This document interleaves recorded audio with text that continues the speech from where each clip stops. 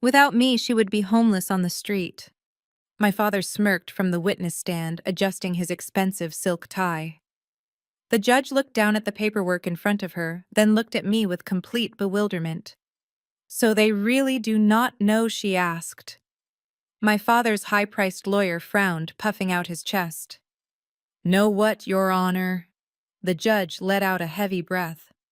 "Actually, she owns the bank that holds all of your mortgages." I watched the color drain completely from my father's face. "My name is Penelope. I am 34 years old and I just legally evicted my entire family from our ancestral home." Before I continue this story, let me know where you are watching from in the comments below. Hit like and subscribe if you have ever had to stand up to family who underestimated your worth. The Fairfield County Civil Court was exactly as intimidating as it was designed to be, with its towering mahogany walls and echoing marble floors. But the chill in the massive room was nothing compared to the absolute ice radiating from the witness stand. Donovan Caldwell. My father sat there looking like the undisputed king of Connecticut real estate. He wore a custom-tailored suit that cost more than most people made in a month, exuding an arrogance that had terrorized our family for decades. We were here because he had filed an emergency eviction order against me. He wanted me forcibly removed from the Briarwood estate, the historic home my late mother had loved, the home I had quietly been living in, while the rest of the family treated me like a parasitic stain on their perfect image. Gideon, my father's aggressive and incredibly expensive defense attorney, paced in front of the stand. He was a man who thoroughly enjoyed hearing his own voice, and he was currently painting a masterpiece of fiction for the court. "Tell us, Mr. Caldwell." Gideon prompted, his voice dripping with practiced sympathy. "Why are we forced to take such drastic legal measures against your own flesh and blood today?" My father sighed, putting on an Oscar-worthy performance of an exhausted, heartbroken parent. "I love my daughter." "Your Honor," he said, looking earnestly at Judge Rosalind. "But there comes a point where tough love is the only option a father has left. I let her stay in the guest wing of the Briarwood estate out of pure charity. I thought she would use the time to get her life together. Instead, she squats in my $4 million property, refusing to leave, refusing to contribute, and holding my future real estate development plans hostage. She is a freeloader, plain and simple." Gideon nodded sagely, as if listening to a profound tragedy. "And does she have the financial means to secure her own housing?" My father let out a harsh, mocking laugh that echoed through the quiet courtroom. "With her pathetic call center salary, absolutely not. She answers phones for a living. She could barely afford a studio apartment in the worst part of town, let alone maintain a sprawling property like Briarwood." I did not react. I sat perfectly still beside my own attorney, keeping my hands neatly folded in my lap. Behind me in the gallery, I could hear the muffled, condescending chuckles of my younger sister Cassidy and her husband Andre. They had come specifically to watch the show. Cassidy was the family golden child, 30 years old, and draped in designer clothes she bought using our father's corporate credit cards. Next to her sat Andre, a junior corporate lawyer, who used big legal words to bully people, and brown-nosed my father at every given opportunity. They had come to see the family scapegoat finally get thrown out into the freezing cold. They thought I spent my days wearing a cheap plastic headset, apologizing to angry customers over the phone. They did not know that the call center I claimed to work at was actually the front desk of Obsidian Financial, the ruthless, distressed asset private equity firm that I had founded from scratch. They did not know that while they were spending money they did not have, I was quietly buying up the debts of the very people they rubbed elbows with at the country club. Judge Rosalind narrowed her eyes, peering over her reading glasses at the witness stand. "Mr. Caldwell, if your daughter's financial situation is as dire as you claim, why did you cut off her trust fund 10 years ago?" The question was a standard background inquiry, but my father seized it as an opportunity to inflate his own ego.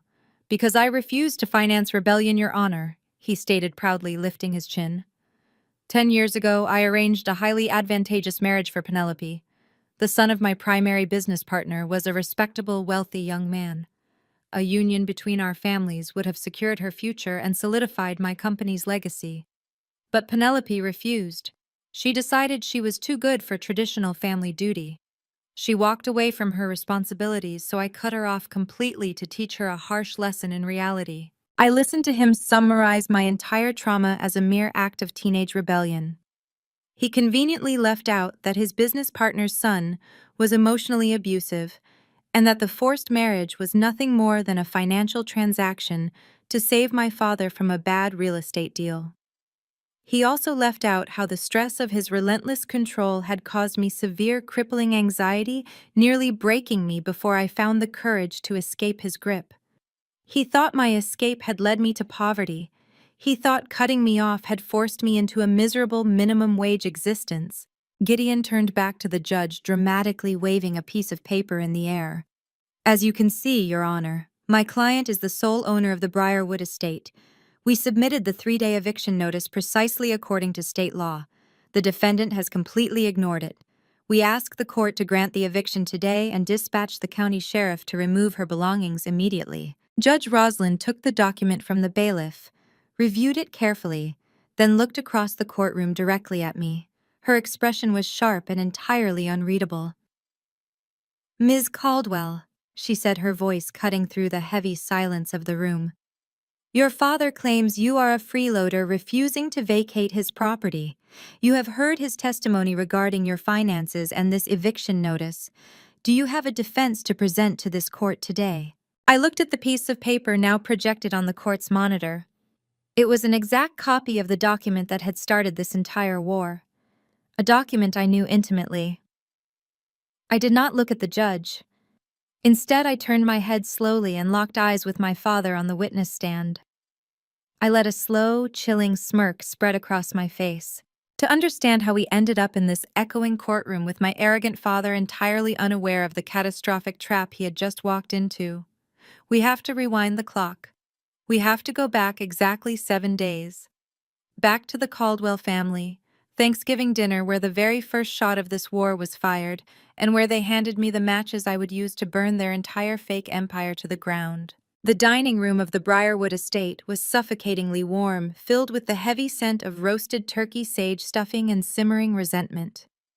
Crystal wine glasses caught the light of the extravagant chandelier overhead, and the antique silver cutlery clinked softly against fine china. It was the picture of old money Connecticut perfection. But underneath the surface, the Caldwell family was rotting from the inside out. My father Donovan sat at the head of the long mahogany table like a feudal lord surveying his domain.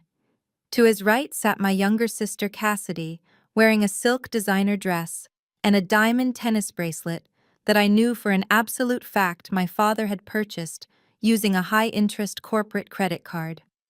Next to her sat Andre, her husband. Andre was 35 years old, a junior corporate lawyer at Sterling and Partners, and a man who treated every family dinner like a courtroom where he needed to prove he was the smartest person in the room. He wore a bespoke suit to Thanksgiving dinner, desperate to fit into my father's wealthy aesthetic. And then there was me.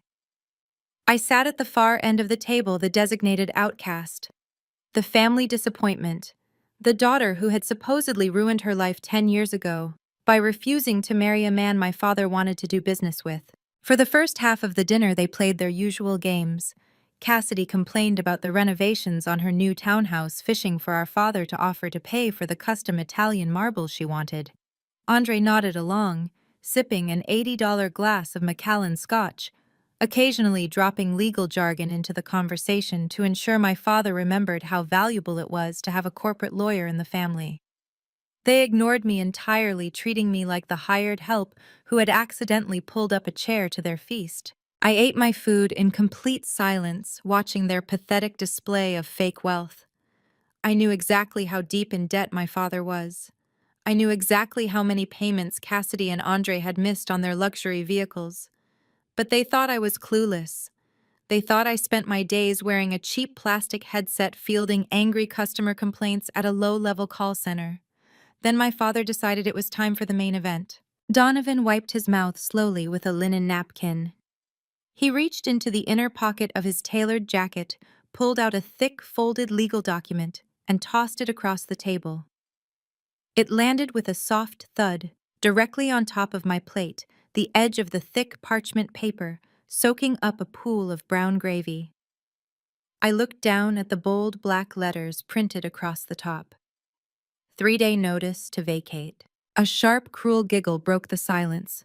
Cassidy covered her mouth with her manicured hand, her eyes sparkling with malicious delight.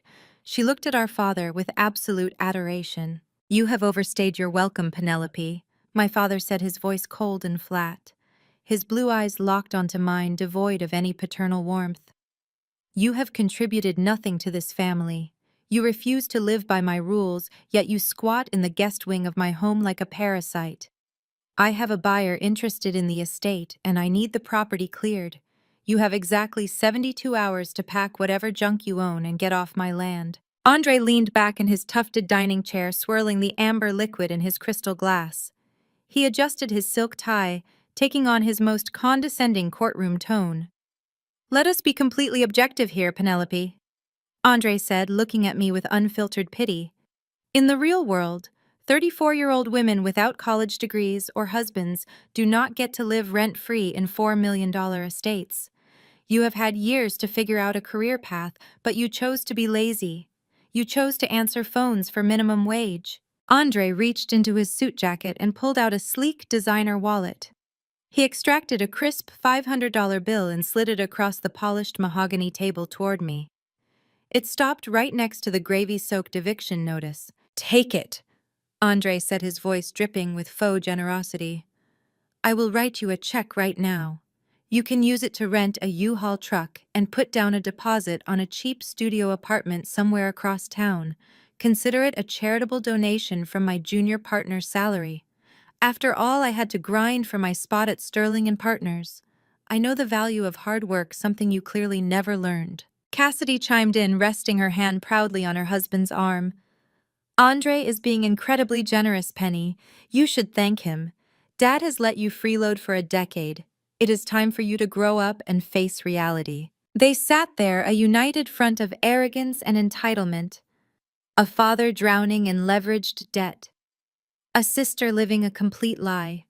A brother-in-law who thought his law degree gave him the right to step on my neck to elevate his own status.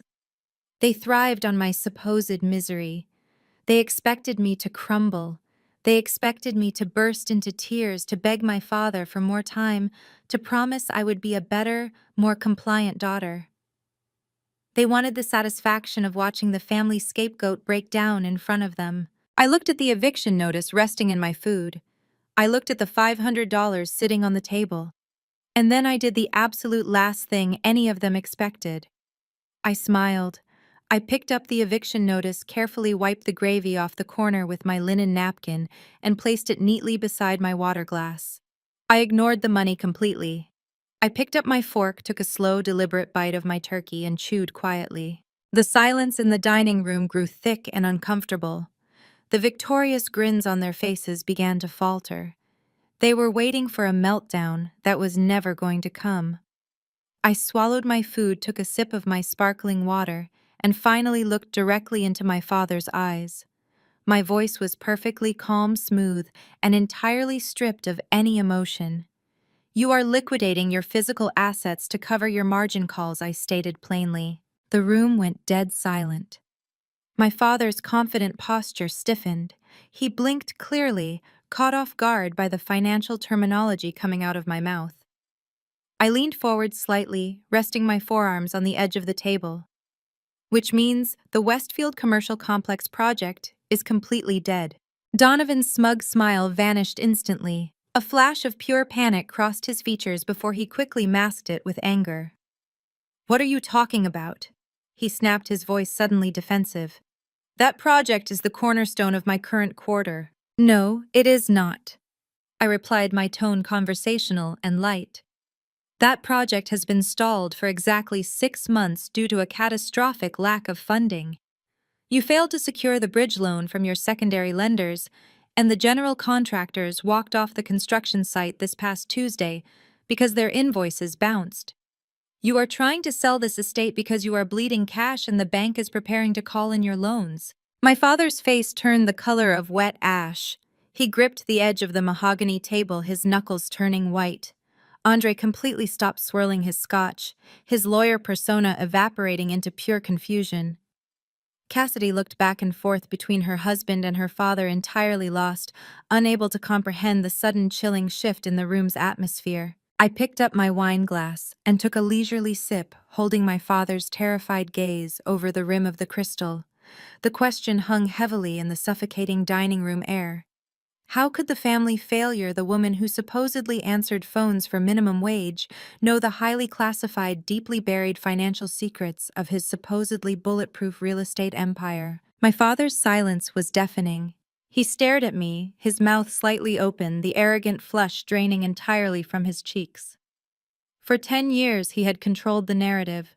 He was the infallible titan of Connecticut real estate, and I was the unstable, ungrateful daughter. Now I had just casually dismantled his entire financial facade between bites of roasted turkey. Before Donovan could formulate a lie to save face, Andre slammed his crystal glass onto the table. The sharp crack of glass against mahogany shattered the tension in the room. Andre stood up to his full height, adjusting his expensive suit jacket. He could not stand seeing another man, especially his wealthy father-in-law, lose the upper hand. More importantly, Andre could not stand a woman challenging his authority. "You are playing a very dangerous game," Penelope Andre said, deploying his deep, booming courtroom voice. It was the voice he used to intimidate junior associates and opposing counsel. "I do not know what kind of cheap internet sleuthing you have been doing from your little call center cubicle, but making defamatory claims about Donovan Caldwell's business empire is grounds for a massive libel suit." I kept my eyes locked on Andre. Public records and bounced checks from furious contractors are not defamation, Andre. They are facts. Andre pointed a perfectly manicured finger at me. "You listen to me very carefully. You are not just dealing with an annoyed landlord anymore.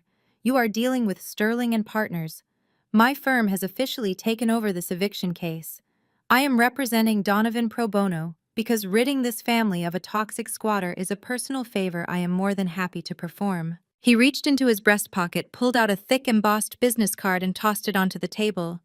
It landed perfectly beside the gravy-stained eviction notice. "We are not just going to evict you," Andre continued, leaning over the table like a predator moving in for the kill. "If you force us to take this to a judge, I will personally subpoena your entire medical history, every therapy session, every psychiatric evaluation, every prescription you have filled since you were 24 years old." The air in the room grew instantly heavy. They were going for the throat. They were weaponizing my darkest chapter. "We both know you are not well, Penelope," Andre said, his voice dropping to a theatrical whisper of fake concern. "We all remember your 20s. We remember the severe anxiety. We remember the panic attacks that left you paralyzed on the floor. We remember the months you could not even leave your bedroom, let alone hold down a job or manage a bank account." Cassidy eagerly jumped into the fray, emboldened by her husband's aggressive tactics. She rested her chin in her hand, looking at me with wide, mock-sympathetic eyes. "It is for your own good, Penny. You are clearly having another episode right now, making up wild delusions about Dad losing his money. You are completely detached from reality. You need real help, maybe a facility." Andre nodded firmly. "Exactly. When I present your history of severe mental instability to the judge, this will not just be an eviction hearing. I will petition the court to have you declared legally and financially incompetent. I will request that Donovan be appointed as your permanent legal conservator. You will not even have the right to open a checking account without his signature. You will lose every ounce of autonomy you think you have." A decade ago, that threat would have destroyed me. 10 years ago, the mere mention of my anxiety would have sent me spiraling into a panic attack right there in the dining chair. They knew that. They relied on it. My family had always used my mental health as a leash to keep me compliant. They thought my anxiety made me weak. They had no idea that surviving that darkness was exactly what had forged my mind into solid iron. I did not break character. I did not flinch. I slowly reached out and picked up Andre's pristine business card. I ran my thumb over the raised silver lettering. Sterling and Partners. I looked up at Andre. He was waiting for my surrender. He was waiting for the tears. Sterling and Partners. I read aloud, my voice smooth and perfectly composed. A highly prestigious firm, Andre.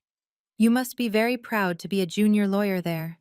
In fact, I hear congratulations are in order for the entire partnership. Andre frowned, the aggressive posture faltering for a fraction of a second. What are you talking about? The merger rumors, I said, setting the card back down on the table. Wall Street is buzzing. The whispers in the financial district say that Sterling and Partners is currently being targeted for a very aggressive acquisition by a private equity firm, a complete buyout. I assume a brilliant, indispensable junior lawyer like yourself is perfectly secure in the upcoming corporate restructuring. Usually when private equity takes over a bloated law firm, the mid-level associates are the first ones purged to cut costs. But I am sure you have nothing to worry about. Andre went completely pale. The color drained from his face so fast he looked physically ill. The merger talks at his firm were highly classified. It was a closed-door secret restricted to the senior equity partners. There was absolutely zero public knowledge of any acquisition. He stared at me, his mouth slightly open, the alpha male bravado completely stripped away. How do you know about that? Andre demanded, his voice cracking. Who told you that? I stood up from the table, smoothing the wrinkles from my skirt. I ignored his panic entirely. I looked down at my father, who was still gripping the edge of the table in silence. I will not be signing your eviction notice, Donovan. I will see you and your pro bono counsel in court. Without another word, I turned my back on the stunned silence of the dining room. I walked through the grand foyer, my heels clicking sharply against the imported Italian marble, and stepped out the heavy front doors into the freezing Connecticut night. The icy wind hit my face, but I had never felt warmer. As soon as I reached the safety of my car, I pulled my cell phone from my coat pocket. I scrolled through my encrypted contacts and hit dial. It rang exactly once before being answered. "Good evening, Ms. Caldwell," my wealth manager said, his voice crisp and professional. "Marcus," I said, staring back at the towering facade of the Briarwood estate. "The time for waiting is over. Activate the portfolio. I want Obsidian Financial to immediately acquire every single defaulted commercial loan tied to Donovan Caldwell, and find the hidden second mortgage on this estate. I want to own his entire life by Monday morning." Marcus did not hesitate. There was a brief pause on the line, the sound of rapid typing echoing through the receiver before his crisp voice returned. "Consider it done, Ms. Caldwell. I am pulling up Donovan Caldwell's corporate portfolio now. It is a disaster. He has overleveraged 5 commercial properties across the eastern seaboard, and his primary lender has already categorized the loans as non-performing. We can purchase the debt for pennies on the dollar through our distressed asset division." I pulled my coat tighter around my shoulders. The biting November wind whipped across the expansive lawn of the Briarwood estate, chilling my skin, but my mind was running white-hot. "Buy it all, Marcus. I do not care about the discount. I want the commercial loans, the equipment leases for his construction company, and the deed to every patch of dirt he claims to own. I especially want the hidden second mortgage he took out on Briarwood. He used my sister's signature to secure it, and I want that paper in my private vault before the banks open on Monday." I paced the length of the icy driveway, my heels crunching against the frozen gravel. For a decade, my father had sold the world a story of unparalleled success. He hosted charity galas, drove imported cars, and belittled anyone who did not match his fabricated standard of wealth. He built an empire on smoke and mirrors, funding a lifestyle of pure arrogance while secretly drowning in debt. And for 10 years, he used my mental health as a convenient distraction, pointing at the broken daughter, so no one would look too closely at his failing ledger. Now he had forced my hand. He thought the eviction notice was a display of ultimate power. He did not realize he had just handed me the keys to his kingdom. Marcus rattled off a few more financial figures, confirming the rapid acquisition protocols Obsidian Financial would use to sweep up my father's debt overnight. "We operate quietly," Marcus assured me. "He will not even know his loans have changed hands until the foreclosure notices hit his desk." While Marcus spoke, my phone vibrated sharply against my ear. A text message notification popped up on the screen. It was an iMessage from Cassidy. I pulled the phone away from my ear, keeping Marcus on speaker, and opened the message. It was a video file 10 seconds long. I pressed play. The shaky vertical footage opened inside the guest suite I had occupied for the past few weeks. My sister was holding the camera, her high-pitched, mean-spirited giggles providing the soundtrack. The camera panned to show my father and Andre standing in front of my open closet. "Looks like the freeloader forgot to pack," my father barked in the video, his face flushed with triumph. He reached into the closet and grabbed a handful of my clothes, ripping the hangers violently from the rod. Andre stepped forward, his sleeves rolled up, eager to play the role of the devoted son-in-law. "Allow me, Donovan. Let us take out the trash." Andre grabbed my heavy wool winter coat, the one I had bought specifically for the brutal Connecticut winters, and marched toward the large bay window. The window was thrown wide open, letting the freezing air into the room. With a loud, arrogant grunt, Andre hurled my coat out the second-story window. My father followed suit, throwing a pile of my sweaters into the dark night. Cassidy panned the camera down to the driveway, capturing my belongings landing in the wet, dirty slush below. The video ended with Cassidy flipping the camera to her own face, smiling brightly. "Have fun in a motel, loser," she chimed before the screen went black. I stood in the driveway looking down at the pile of my clothes scattered across the frozen pavement just a few yards away from where I was standing. The wool coat was already soaking up the muddy water from a nearby puddle. Any normal person would have screamed. A younger version of me, the fragile 24-year-old they loved to torment, would have fallen to her knees in the snow, sobbing, begging them to stop. They sent that video expecting to trigger a panic attack. They wanted to break me. But I did not feel a single ounce of panic. I felt an overwhelming crystalline calm. The last shred of familial obligation I held on to vanished, replaced by the cold, calculating precision of a corporate executioner. "Are you still there, Ms. Caldwell?"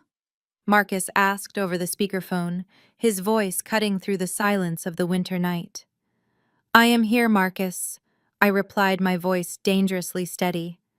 I looked up at the second-story window where I could see the silhouettes of my father and brother-in-law moving around, no doubt celebrating their cruel little victory. "Did something happen?" he asked, picking up on the shift in my tone.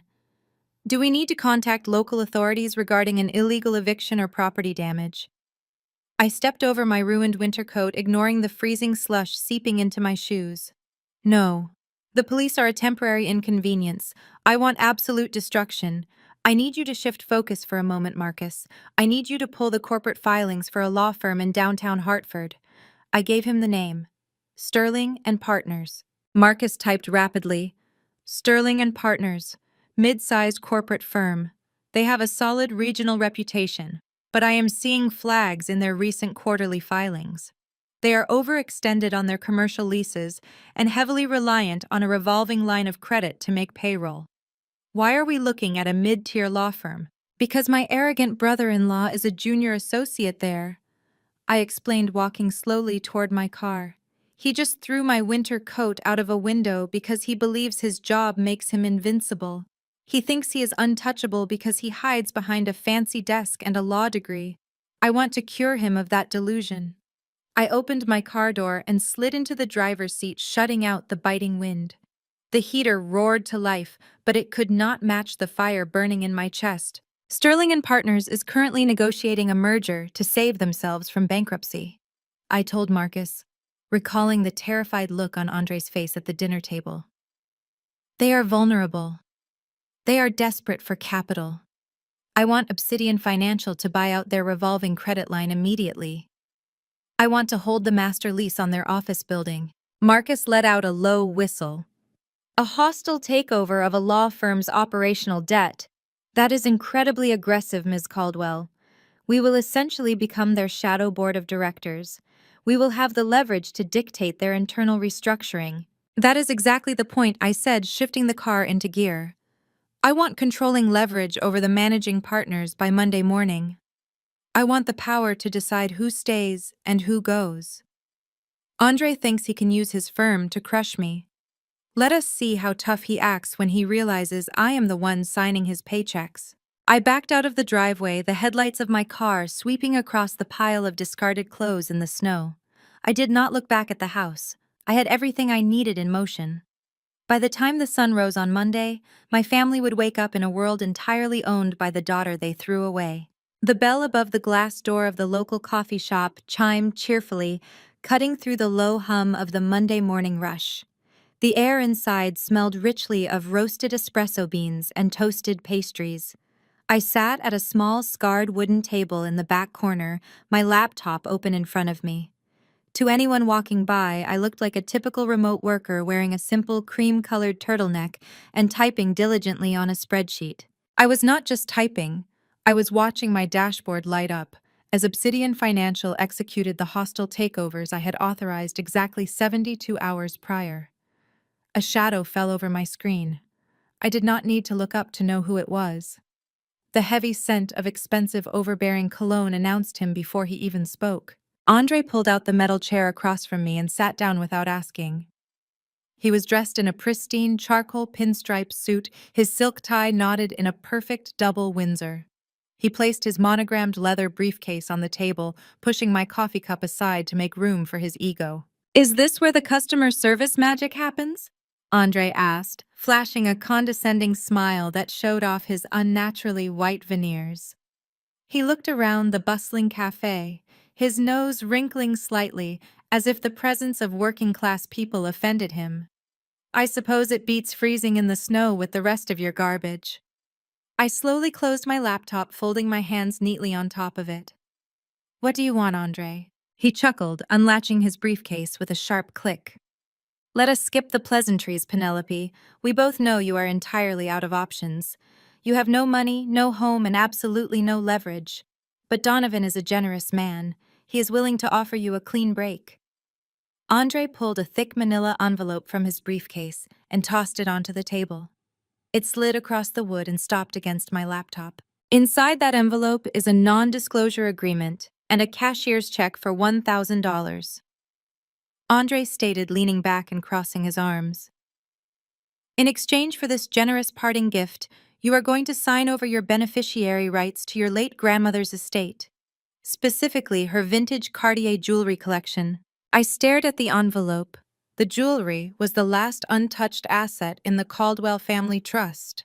My father had not been able to pawn it off because it required the signatures of both of his daughters to liquidate.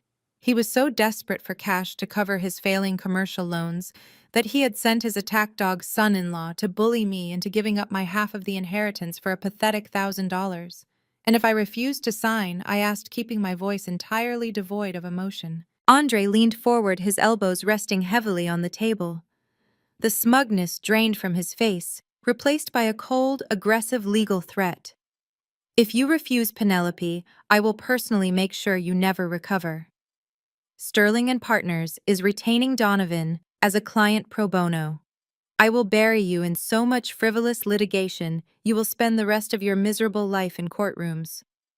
I watched a barista steam milk across the room, letting the silence stretch. "I will file civil suits against you for property damage to the Briarwood estate," Andre continued, his voice dropping an octave to ensure the surrounding tables could not hear his extortion.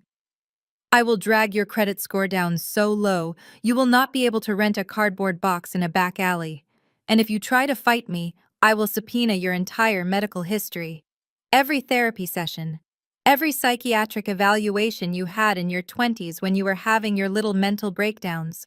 I will have a judge declare you financially and legally incompetent, and I will hand complete conservatorship of your life over to your father." "You would weaponize my medical history just to impress Donovan?" I asked softly. Andre let out a harsh, arrogant laugh. "You have no idea how the real world works, do you?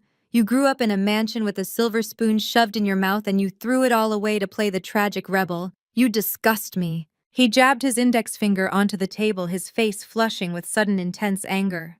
"I did not grow up with your privilege. I grew up with nothing. I had to scrape and claw my way into a top-tier law school. I had to work twice as hard as everyone else to secure a spot at Sterling and Partners. I fought my way into the elite class, and I earned my place at Donovan Caldwell's table. I am building an empire with Cassidy, and I am absolutely not going to let a lazy, ungrateful dropout ruin my father-in-law's legacy. You are going to sign that document, take the $1,000, and disappear. He shoved a silver fountain pen across the table. It rolled until it hit my hand. Sign it, Penelope. Now. I did not pick up the pen. I did not look at the envelope. I reached for my ceramic coffee mug, brought it to my lips, and took a slow, deliberate sip.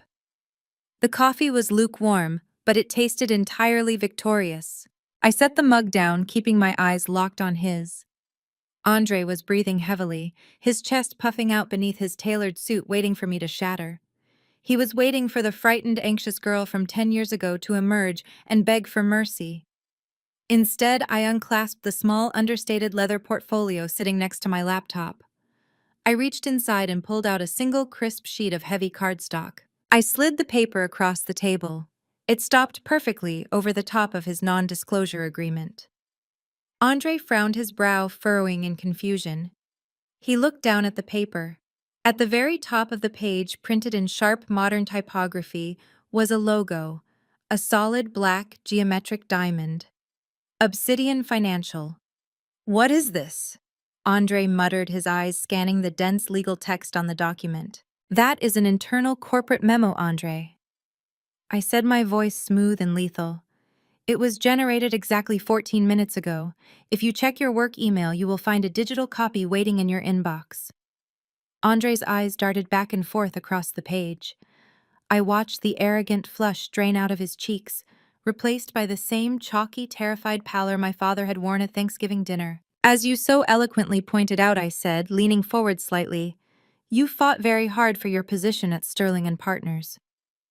It is a mid-sized firm, but unfortunately, it has been struggling with massive operational debt for the last 3 quarters.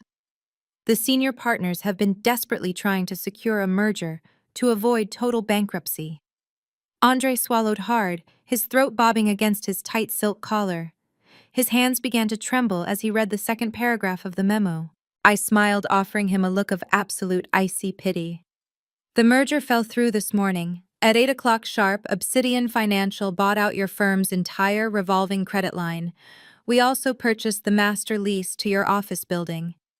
I watched his eyes reach the bottom of the page where a bold, undeniable signature rested on the authorization line. My signature, Penelope Caldwell, Chief Executive Officer. You do not sit at the table with the elite, Andre, I whispered, letting the reality of his total destruction wash over him.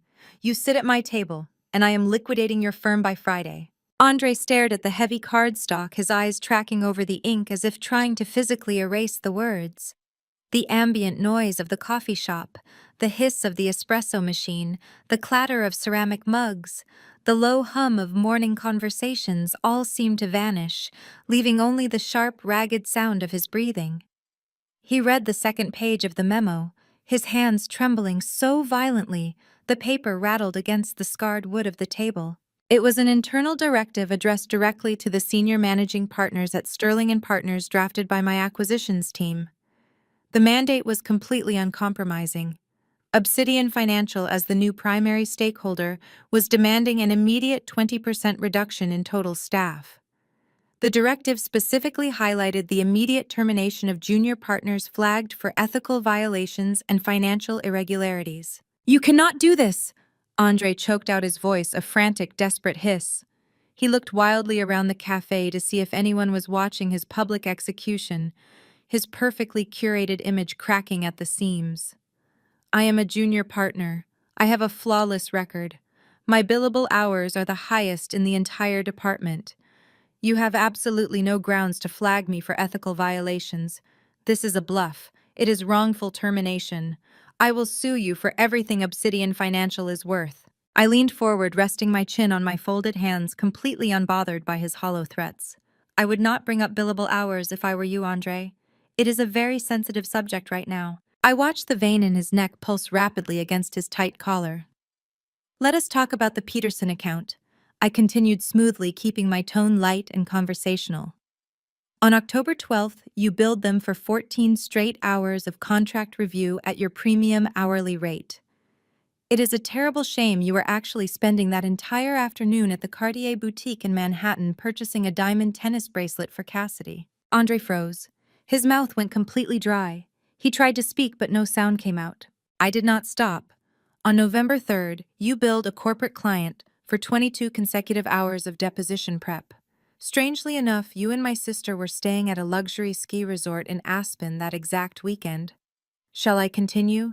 I have the exact timestamps aligning your fraudulent billable hours with Cassidy's Instagram posts and your personal credit card receipts. You have been systematically overbilling your firm's largest clients for 2 years to fund your wife's shopping addiction and keep up the illusion that you actually belong in my father's tax bracket. You are a fraud, Andre, and you have just been caught. Andre opened his mouth to formulate a lie, but the sharp ping of an incoming email echoed from his phone, which sat face up on the table. We both looked down at the illuminated screen. The sender was Arthur Sterling, the senior managing partner. The subject line read, "Immediate termination of employment." I nodded toward his phone. "Go ahead. Read it." Andre picked up the device with a shaking hand. He swiped open the email, his eyes darting frantically across the screen. I knew exactly what it said because my chief operating officer had drafted the template. Effective immediately, Andre was stripped of his title, barred from the building, and informed that a full audit of his client billing history was being turned over to the State Bar Association. He was not just fired, he was about to be disbarred. Andre dropped the phone. It clattered loudly against the wooden table. He gripped the edge of his chair, his breathing turning rapid and shallow. A cold sweat broke out across his forehead, gleaming under the cafe lights. He tugged violently at his perfect silk tie, suddenly suffocating. He was hyperventilating, his chest heaving as the reality of his total ruination settled over him. The alpha male who had strutted into the coffee shop demanding my submission was gone, replaced by a terrified, broken man gasping for air. "You ruined me!" he wheezed, his voice cracking with sheer panic. "You completely destroyed my life." I picked up my coffee cup, taking my time. I merely exposed the rot, Andre. You destroyed yourself. Oh, and before you rush home to update your resume, there is one more piece of corporate housekeeping we need to discuss. Andre looked up at me, his eyes wide and terrified like a trapped animal. What else could there possibly be? He gasped, tears of panic threatening to spill over his lashes. I smiled warmly. Obsidian Financial does not just buy corporate debt. We also hold a vast portfolio of private student loans. In fact, we recently acquired the loan block, containing the $150,000 you still owe for your law degree. As of 10 minutes ago, my firm is your primary creditor. According to the terms of your specific loan, losing your employment triggers an immediate default clause. I expect repayment in full by the end of the month. Andre broke entirely. The arrogant, untouchable corporate lawyer disintegrated into a pathetic, desperate mess right in the middle of the coffee shop. "Please, Penelope," he begged, leaning across the table, his voice a frantic, wet whisper. He reached out to grab my hand, but I pulled it away smoothly, disgusted by his touch. "Please, you cannot tell Cassidy about this. You know how she is. If she finds out I have no job and no money, she will leave me. She will file for divorce before the day is over. I will do anything you want. Just give me a grace period. Do not tell your sister. I am begging you." I looked at the man who had gleefully offered me $500 to rent a U-Haul truck and move into a slum. I looked at the man who had proudly threatened to drag my darkest mental health struggles into a public courtroom just to win my father's approval. I looked at the man who had gladly thrown my winter coats into the freezing slush. I stood up from the table, sliding my laptop into my leather bag. I looked down at him, my expression completely blank, devoid of any sympathy or mercy. "I promise absolutely nothing, Andre," I said, my voice cutting through his pathetic sobs. "Enjoy your coffee." I turned on my heel and walked out of the shop, leaving him drowning in a cold sweat, his entire fake empire burned to the ground. I stepped out of the coffee shop into the brisk winter air, the bell chiming one last time behind me. The cold felt invigorating. For the first time in my life, I was not running from my family's cruelty. I was orchestrating their downfall. 3 weeks passed in a blur of strategic acquisitions and aggressive legal maneuvering. The eviction notice my father had so proudly served me was finally escalating to a pre-trial mediation. It was a mandatory step in the state of Connecticut before a judge would hear the case. Donovan saw it as a mere formality, a chance to flex his expensive legal muscle and force me into submission. He had no idea he was walking into an execution. The conference room in downtown Hartford was a masterclass in sterile corporate intimidation. Floor-to-ceiling glass walls, a massive mahogany table, and stiff leather chairs designed to make you feel small. I sat on one side, my hands resting loosely in my lap. Beside me sat Elias Vance. Elias was Obsidian Financial's top-tier corporate litigator. He did not look the part. He wore a slightly rumpled tweed suit, wire-rimmed glasses, and carried a battered leather briefcase. He looked like an absent-minded professor. That was exactly why I hired him. The heavy glass door swung open and my father strode in. Donovan Caldwell wore a bespoke Italian suit that cost more than most people earned in a year. His silver hair was perfectly coiffed, his jaw set in a permanent sneer of superiority. He did not even look at me. Following closely behind him was Gideon Roth. Gideon was a notorious shark, a high-priced attack dog known for burying opponents in paperwork and destroying them psychologically. He slammed his platinum briefcase onto the table and sat down, fixing me with a predatory glare. "Let us make this quick," Gideon barked, skipping any pretense of a greeting. "My client is a busy man. We are here to resolve a simple squatter dispute. You have illegally occupied the Briarwood estate, refused lawful eviction, and caused undue emotional distress to the property owner." Elias adjusted his glasses, peering mildly across the table. "My client was a legal resident of the estate, Mr. Roth, not a squatter." Gideon waved a hand dismissively. "Call it whatever makes you feel better. The reality is that Penelope Caldwell is a freeloader who overstayed her welcome. However, Donovan is a forgiving father. He is willing to drop the eviction lawsuit and spare you the public humiliation of a trial." Gideon slid a bound document across the mahogany table. It stopped inches from my hands. "This is a standard settlement agreement," Gideon stated smoothly.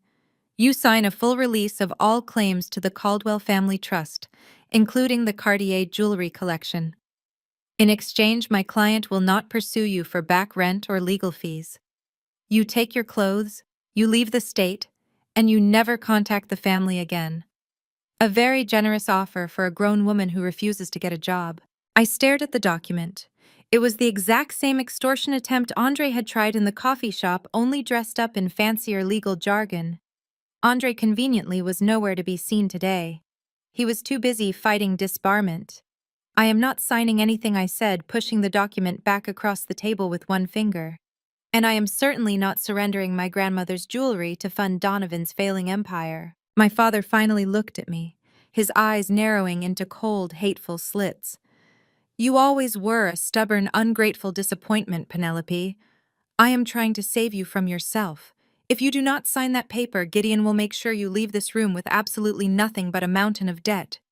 Gideon smiled, a sharp, unpleasant stretching of his lips. He popped open his platinum briefcase and extracted a thick red folder. He tossed it onto the table with a heavy thud. "If we go to trial," Gideon said, leaning forward aggressively, "we are amending the eviction suit to include severe property damage. Included in that folder are invoices, repair estimates, and photographic evidence detailing exactly $50,000 in damages to the guest suite of the Briarwood estate. Scratched antique hardwood floors, destroyed vintage wallpaper, broken fixtures." I felt a flicker of genuine shock. "You are fabricating damages." Cassidy and Andre threw my belongings out a window. "I never touched those fixtures." Gideon leaned closer, his voice dropping into a menacing hiss. "It does not matter what actually happened. It matters what I can prove in court.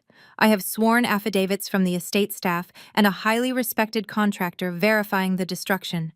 You are an unemployed dropout with a documented history of mental instability. Who do you think a judge will believe? Sign the settlement, Penelope. Because if you force my hand, I will press criminal charges for vandalism and destruction of property. You will go to jail." The room fell silent. My father leaned back in his chair, looking supremely satisfied. He thought he had me cornered. He thought he had found the perfect lever to crush me. Beside me, Elias Vance cleared his throat. It was a soft, polite sound. Elias slowly opened his battered leather briefcase. He did not pull out a defensive motion. He did not pull out counter-affidavits. He completely ignored Gideon's fabricated folder of damages. Instead, he extracted a single slim file and placed it squarely in the center of the table. Mr. Caldwell Elias said, his voice mild and unassuming. Property damage to the guest suite is certainly a tragic loss. However, we have a much more pressing concern regarding the Briarwood estate. Donovan frowned, shifting uncomfortably in his leather chair. What are you talking about? Elias opened the file. He adjusted his wire-rimmed glasses and looked directly at my father. I am looking at a series of wire transfers and loan originations from the 14th of last month.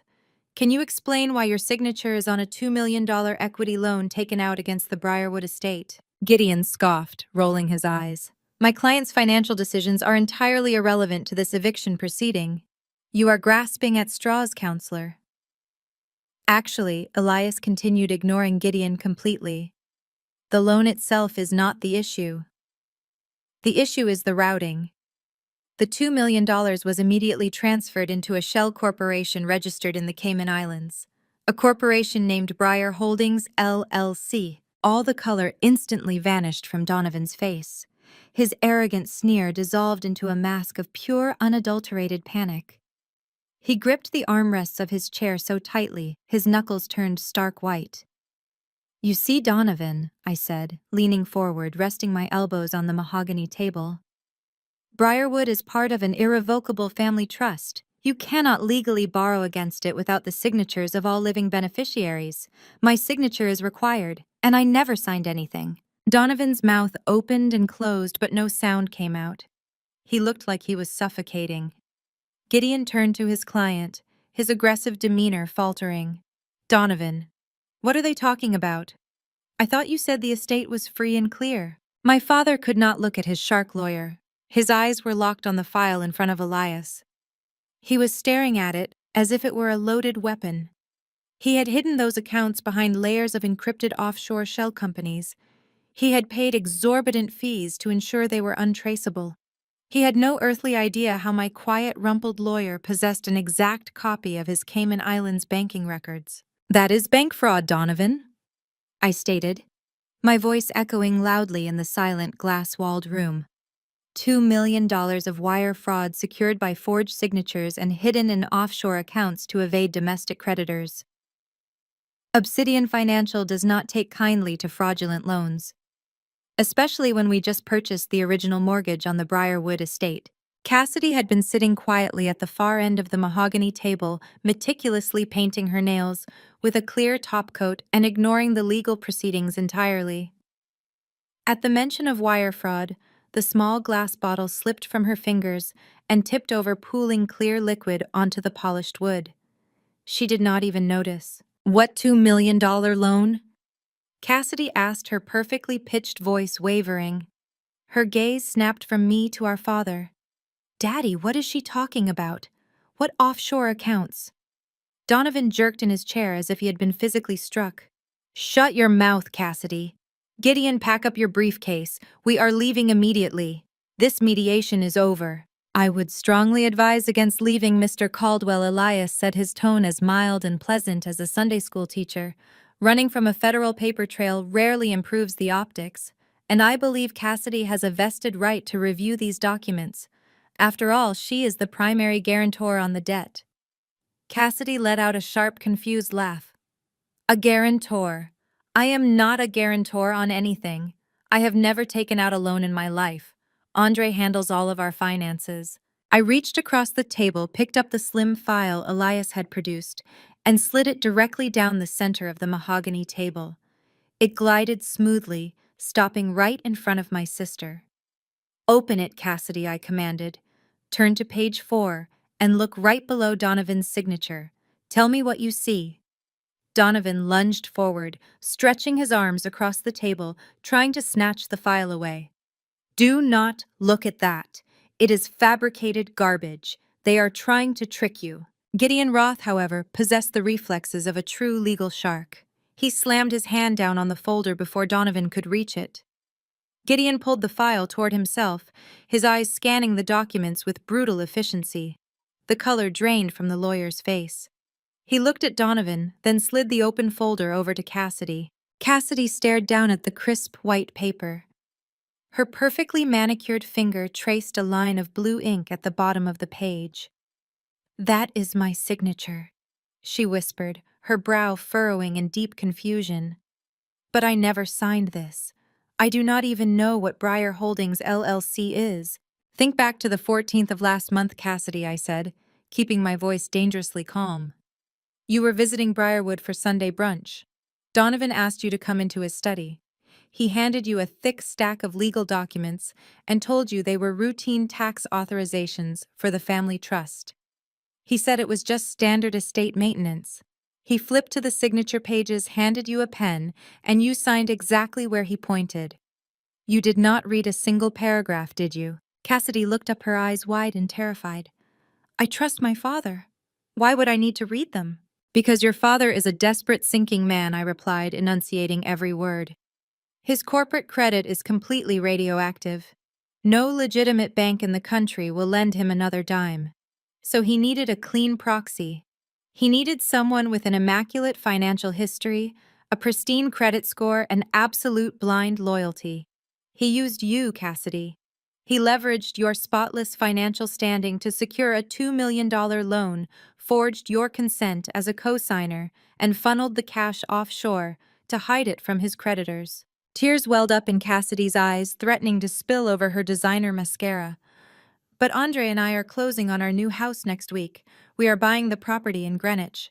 The bank is running our final credit check tomorrow morning." I leaned back in my leather chair, offering her a smile that held absolutely zero warmth.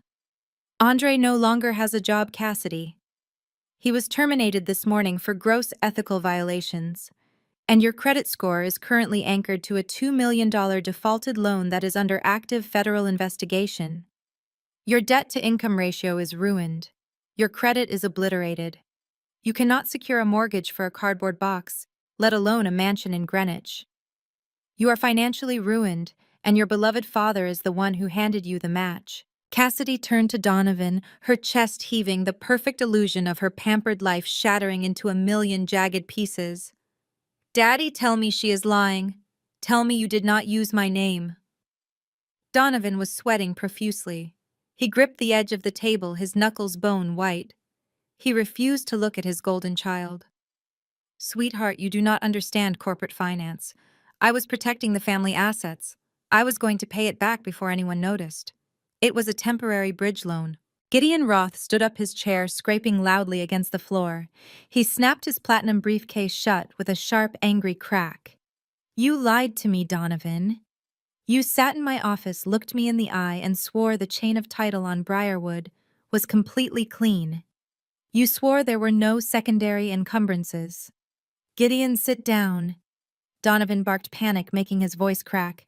"I pay you a retainer to fix my problems, not to lecture me. You pay me to litigate, not to participate in federal wire fraud." Gideon snarled, grabbing his coat. "I am bound by the ethical rules of the bar. I cannot represent a client actively engaged in ongoing financial crimes.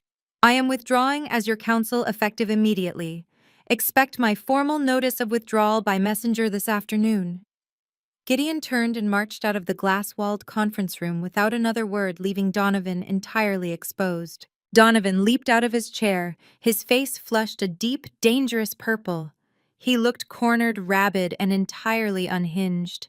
He pointed a shaking finger at me. "This means nothing. I will hire a dozen lawyers. I will drag you through the courts until you are old and gray. We are taking this to trial." He grabbed Cassidy by the arm, his fingers digging harshly into her silk sleeve. "We are leaving right now." Cassidy shrieked, trying to pull her arm away. "Let go of me. You ruined my life. You forged my name. I want to talk to her lawyer. I need to know how to fix my credit." "We are leaving," Donovan roared, yanking her toward the heavy glass door. "You will not say another word to these people. You will do exactly as I say." I watched him drag his golden child out of the conference room, her sobs echoing down the marble hallway long after the door swung shut. The invincible Caldwell family was tearing itself apart from the inside out. I looked over at Elias, who was calmly placing the loan file back into his battered briefcase. We did not even need a judge. The trial was going to be an absolute slaughter. The echo of Donovan dragging my sobbing sister out of the mediation room faded, but the war was far from over. He had promised to drag me through the courts until I was old and gray, and true to his arrogant nature, he refused to back down. He managed to scramble and find a replacement attorney willing to look past the glaring ethical violations of his offshore banking, a sleazy litigator named Marcus Thorne, who specialized in aggressive familial disputes. 3 weeks later, we found ourselves sitting in the austere wood-paneled courtroom of the Hartford County Superior Court. The air was heavy with the scent of floor wax and stale tension. Donovan was sworn in and took the witness stand. He had dressed specifically for the occasion, trading his flashy, bespoke Italian suits for a subdued, conservative navy blazer. He looked like the picture of respectable, weary patriarchy. He folded his hands neatly in his lap, offering the judge a tight, sorrowful smile. When Thorne began the direct examination, Donovan launched into an Oscar-worthy performance. He did not yell. He did not sneer. He played the role of a devastated father who had exhausted every possible option to save his troubled daughter. "It breaks my heart to be sitting here today," Donovan testified, his voice thick with manufactured emotion. He looked down at his hands, shaking his head slowly. "Penelope is 34 years old. I have provided for her entirely. I gave her a roof over her head in the guest suite of the Briarwood estate. I paid for her living expenses, her car, her medical bills. I gave her every advantage a father could possibly give a child." Thorne paced in front of the jury box, his tone oozing with manufactured sympathy. "And how did your daughter repay this generosity, Mr. Caldwell?" Donovan sighed heavily, glancing briefly in my direction with a look of profound pity. "She refused to launch. She refused to seek gainful employment. She isolated herself in that suite, ordering packages online, living in a complete fantasy world. She has struggled with profound mental health issues in the past, and I tried to be accommodating. I truly did. But my financial resources are not infinite. I tried to speak with her reasonably about contributing to the household, but she became hostile and delusional. She actually believes she is somehow entitled to live rent-free on my property forever." I sat next to Elias at the defense table, keeping my face perfectly still. Donovan was weaponizing my past struggles, twisting the narrative to make my corporate discretion look like lazy isolation. He was painting me as a parasite so that his illegal eviction would look like an act of responsible tough love. I had no choice but to initiate eviction proceedings. Donovan continued, wiping a non-existent tear from the corner of his eye. "It was the hardest decision of my life. But sometimes a parent must employ tough love to force a child to finally stand on their own 2 feet. I had to push her out of the nest so she could finally learn how to fly." The judge, an older man with stern features, actually nodded in sympathy. The narrative was working perfectly. Donovan was the long-suffering provider, and I was the spoiled, entitled squatter. To finalize this tragic but necessary legal action, Thorne announced, turning to the judge, "We would like to submit Exhibit A into evidence." Thorne approached the bench and handed a certified document to the clerk, who passed it up to the judge. He then handed a copy to Elias. "Mr. Caldwell," Thorne said, turning back to my father, "can you please identify this document for the court?" Donovan straightened his posture, his voice regaining a fraction of its usual arrogant boom. "That is the master deed to the Briarwood estate. It clearly shows that I am the sole rightful owner of the property. The house belongs entirely to me, and as the sole owner, I possess the absolute legal right to dictate who resides on the premises and to evict anyone who occupies the property against my wishes."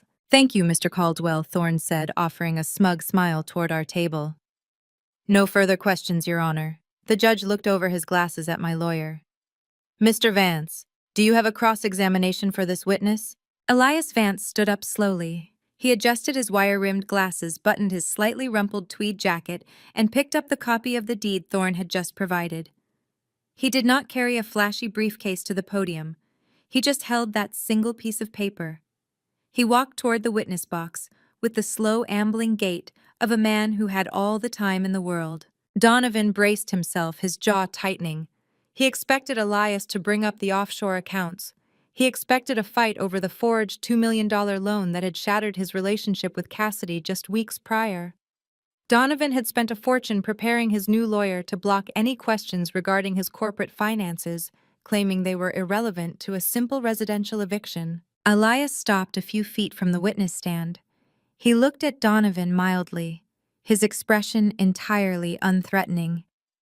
"Mr. Caldwell." Elias began, his voice polite and conversational. "You just testified under oath that this document proves you are the sole and absolute owner of the Briarwood estate. Is that correct?" "Yes," Donovan answered firmly, his chin jutting out.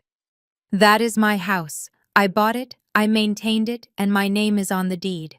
Elias nodded slowly, looking down at the paper in his hand. "It is indeed a very official-looking document. It has the county seals, the proper notarization, and your name is certainly printed right here at the top." Donovan smirked. "I am glad we agree. Now perhaps we can end this waste of the court's time and proceed with the eviction order." "Not quite yet," Elias murmured. He took a few steps closer to the stand and held the document out so Donovan could see it clearly. "Mr. Caldwell, my eyesight is not what it used to be.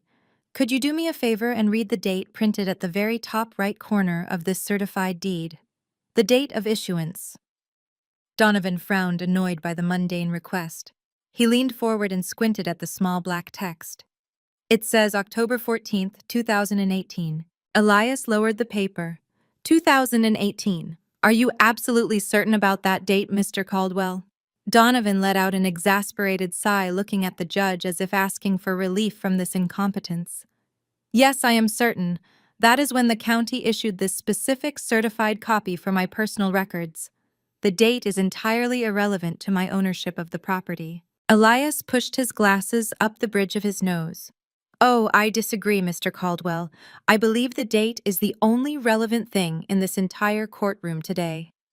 Elias turned his back on my father and walked slowly back to our table. He reached into his battered leather briefcase and pulled out a fresh, unmarked manila folder. He turned back around, facing the judge. "Your Honor," Elias said, his voice suddenly losing its mild professorial tone. "The defense would like to submit Exhibit B into evidence. It is a fully certified, heavily authenticated legal document filed with the county clerk exactly 3 days ago." Thorne jumped to his feet, objecting loudly. "Your Honor, this is an ambush.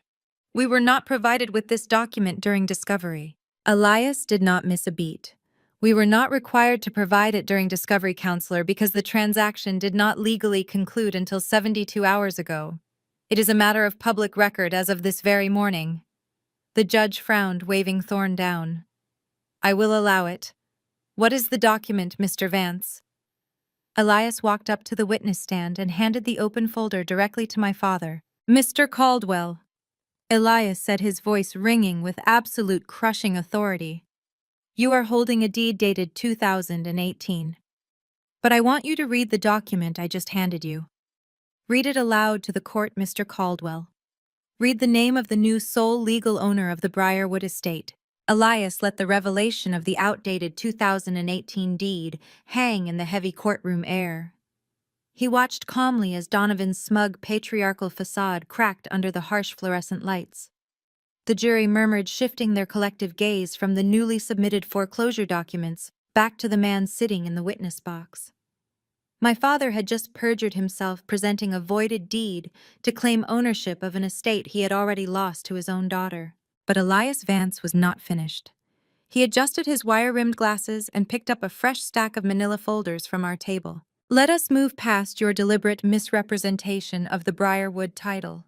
Mr. Caldwell," Elias said, his voice ringing with absolute, unyielding authority.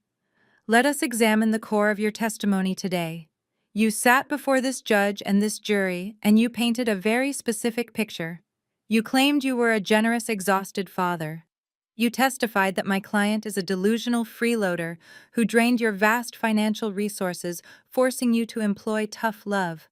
Is that an accurate summary of your sworn statement under direct examination? Donovan shifted his weight in the heavy oak chair. He tugged at the collar of his conservative navy blazer, sudden beads of sweat gathering at his temples. He shot a frantic glance at his new attorney, Marcus Thorne, but Thorne was too busy staring at the voided deed in horror to object. "I am a provider," Donovan snapped, jutting his chin out in a desperate bid to reclaim his authority. "I have supported my family my entire life. Penelope is an ungrateful child who refuses to understand the value of a dollar. She isolated herself in my home and contributed nothing." "A wealthy provider," Elias corrected, mildly pacing in front of the jury box. "You stated your resources were being drained by my client. Exactly how vast are these resources, Mr. Caldwell? What is your current liquid net worth?" Thorne finally snapped out of his shock and leaped to his feet. "Objection, Your Honor. Relevance. My client's total net worth has absolutely no bearing on this eviction proceeding." The plaintiff opened the door to his financial status the moment he weaponized it against my client. Elias countered smoothly, not even turning to look at Thorne. He testified that he was her sole financial lifeline and that her dependence was the catalyst for this lawsuit. "I am merely testing the credibility of that specific claim." The judge, an older man with stern, deeply lined features, leaned forward. "Overruled. The witness will answer the question." Donovan puffed out his chest. The attack on his pride was the only thing capable of overriding his legal self-preservation. He gripped the edges of the witness stand, leaning into the microphone, ready to perform. "I am a titan of commercial real estate in this state," Donovan declared, his voice echoing loudly in the silent room. "I own shopping centers, office parks, and luxury residential developments from Hartford to Greenwich. My portfolio is bulletproof. My personal net worth is comfortably over $20 million. A collective murmur rippled through the gallery. Donovan lifted his chin, soaking in the reaction. He was a man who lived and breathed his own mythology. He actually believed that if he said the number out loud with enough conviction, it would magically become true. I sat next to Elias, keeping my expression perfectly blank. I knew the truth. I knew what was inside the folders Elias was holding. I watched the man who had tormented me for 3 decades slowly realize he was trapped in a cage of his own making. $20 million, Elias repeated, tasting the words as if they were sour. A formidable sum, truly the mark of a titan. Let us take a closer look at that bulletproof portfolio, shall we? Elias dropped the thick stack of folders onto the evidence podium with a loud, heavy thud. The sound made my father flinch violently. "I have here certified financial records, default notices, and final foreclosure warnings issued over the past 18 months, Elias said, his mild demeanor entirely gone, replaced by a razor-sharp legal precision. "Let us start with the Caldwell Plaza in Stamford. According to these certified bank records, you have not made a single mortgage payment on that commercial property in 11 months. Is that correct?" Donovan's face flushed a deep mottled red. The color crept up his neck, clashing violently with his white shirt collar. "The retail sector is experiencing a temporary localized downturn," he stammered. "It is a simple cash flow issue, standard business practice." "And the luxury office park in New Haven," Elias pressed, pulling a sheet of paper from the top folder. "The one you used as collateral to secure a high-interest business loan last year. The records show the primary lender initiated foreclosure proceedings 30 days ago due to chronic non-payment. Is that also standard business practice, Mr. Caldwell?" "I am restructuring that debt," Donovan shouted, his carefully cultivated image of the weary patriarch dissolving into pure aggressive panic. He pointed a shaking finger at Elias. "You are twisting the facts to confuse the jury. Real estate is a game of leverage. You do not understand how these high-level corporate mechanics work." "I understand basic arithmetic," Elias shot back, stepping closer to the witness stand. "Let us look at the math. You owe $8 million on the Stamford property. You owe $6 million on the New Haven development. You have $2 million in unsecured high-interest business loans. You have a string of unpaid vendor invoices spanning 3 states and massive tax liens pending against your holding companies. Elias paused, letting the devastating list of failures echo in the silent courtroom. You do not have a net worth of $20 million, Mr. Caldwell. Elias stated, his voice ringing with absolute finality. According to these certified banking records, your liabilities exceed your assets by a staggering margin. You are not a wealthy provider. You are $15 million in the red. You are functionally bankrupt. The courtroom descended into absolute chaos. The illusion of Donovan Caldwell, the untouchable real estate magnate, had been publicly slaughtered. He was not a father practicing tough love. He was a desperate drowning fraud who had tried to throw his daughter onto the street to maintain his crumbling facade. Donovan was sweating profusely. Thick beads rolled down his forehead, stinging his eyes. He looked frantically at Thorne, but his sleazy lawyer was staring down at the defense table, completely unable to stop the bleeding. Donovan let out a harsh, arrogant scoff. He adjusted his tie with trembling hands, forcing a condescending laugh as he attempted to claw back a single shred of his superiority. "This is absurd," Donovan sneered, looking directly at the judge. "This lawyer is trying to blind you with out-of-context paperwork. Yes, the market has been challenging. Yes, there are debts on the ledger, but I have personal relationships with my lenders. I am an institution in this community." He turned his glare back to Elias. "You think you have uncovered some grand conspiracy, Mr. Vance? You are an amateur. I sat down with the regional director of National Trust just last week. We had an expensive steak dinner, we shook hands, and they extended my grace period on all commercial mortgages for another 6 months. The bank and I have a mutual understanding. They know I am good for the money. I am completely secure." Elias Vance stopped pacing. He stood perfectly still, letting Donovan's arrogant declaration hang in the air. He ensured every person in the jury box, the gallery, and the judge's bench absorbed the sheer hubris of the statement. Then Elias adjusted his wire-rimmed glasses and looked at my father with a gaze so cold it could have shattered glass. "Which bank, Mr. Caldwell?" Elias asked, his voice dropping to a deathly quiet whisper that somehow carried to every corner of the room. "Because National Trust sold all of your commercial debt yesterday." The sharp crack of the judge's gavel cut through the stunned silence. Donovan sank back into the witness chair as if the bones in his legs had suddenly dissolved. His mouth hung slightly open, his chest rising and falling in shallow, panicked breaths. He had nothing left to say. The grand illusion was dead. "Your Honor," Thorne stammered frantically, shuffling the papers on his desk. "The plaintiff requests a brief recess to review these documents." "Denied," the judge stated flatly, his stern gaze fixed on my father. "The court will not pause for you to consult with your client regarding his own bank records. Do you have redirect for this witness, Mr. Thorne?" Thorne swallowed hard, his Adam's apple bobbing above his tight collar. "No, Your Honor." The plaintiff calls Cassidy Caldwell to the stand. Donovan stepped down from the box, his movements stiff and robotic. He did not look at me. He did not look at the jury. He stared straight ahead at the polished mahogany doors at the back of the room. Cassidy stood up from the front row of the gallery. Normally, my sister treated any public appearance like a runway show. Today, she looked entirely diminished. She wore a pale pink cashmere dress that seemed to swallow her small frame. Her hands were shaking visibly as she walked past the defense table. She took the oath, her voice barely a whisper, and sat down in the wooden chair. She kept glancing toward the gallery. I followed her line of sight and saw Andre sitting in the second row. He wore a sharp gray suit, projecting the image of a successful attorney, but his knee was bouncing rapidly against the wooden pew in front of him. He looked like a man waiting for the floor to open up and swallow him whole. Thorne approached the witness box, desperately needing to steer the jury away from Donovan's catastrophic financial ruin. Mrs. Caldwell, Thorne began, attempting a soothing, sympathetic tone. "We are here today to discuss the eviction of your sister Penelope. Can you describe her behavior during her time residing at the Briarwood estate?" Cassidy gripped the edges of the wooden witness box. She swallowed hard, her eyes darting nervously around the room before settling on Thorne. "She is a menace," Cassidy recited, her voice trembling slightly. "She was always screaming at the estate staff. She broke antique vases in the hallway. She deliberately scratched the hardwood floors in the guest suite just to spite our father.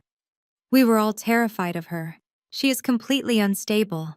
Thorne nodded gravely, turning to face the jury to ensure they absorbed the rehearsed lines. "And did she contribute financially to the household?" "Never," Cassidy said, her voice gaining a fraction of its usual arrogant edge. "She just locked herself in her room and expected my father to pay for everything. She is a parasite. My father had to evict her for the safety and sanity of the entire family." "Thank you, Mrs. Caldwell," Thorne said, walking back to his table with a triumphant nod. "No further questions." Elias Vance stood up. He did not bring any folders with him this time. He just walked to the center of the floor, his hands resting casually in the pockets of his tweed trousers. "Mrs. Caldwell," Elias said gently, "you have painted a very vivid picture of my client as a financial burden. Tell me, do you consider yourself financially independent?" Cassidy lifted her chin, her perfectly styled hair catching the courtroom lights. "Absolutely. I have my own household. I am married to a highly successful corporate attorney. We do not rely on my father for anything." Elias nodded thoughtfully. "A successful attorney. That would be Andre, correct? I understand you enjoy a rather comfortable lifestyle. You currently lease 2 vehicles, a Mercedes G-Wagon for yourself and a Mercedes S-Class for your husband. Is that accurate?" Thorne stood up. "Objection. Relevance. The witness's personal vehicles have nothing to do with this eviction. Goes to credibility, Your Honor," Elias replied without looking away from Cassidy. "The witness claims my client is a financial parasite while presenting herself as a paragon of independence. I am merely establishing the baseline of that independence." "Overruled," the judge said. "You may answer the question, Mrs. Caldwell." "Yes, we drive nice cars," Cassidy snapped, glaring at Elias. "We work hard. We deserve them. You certainly have expensive tastes," Elias continued mildly.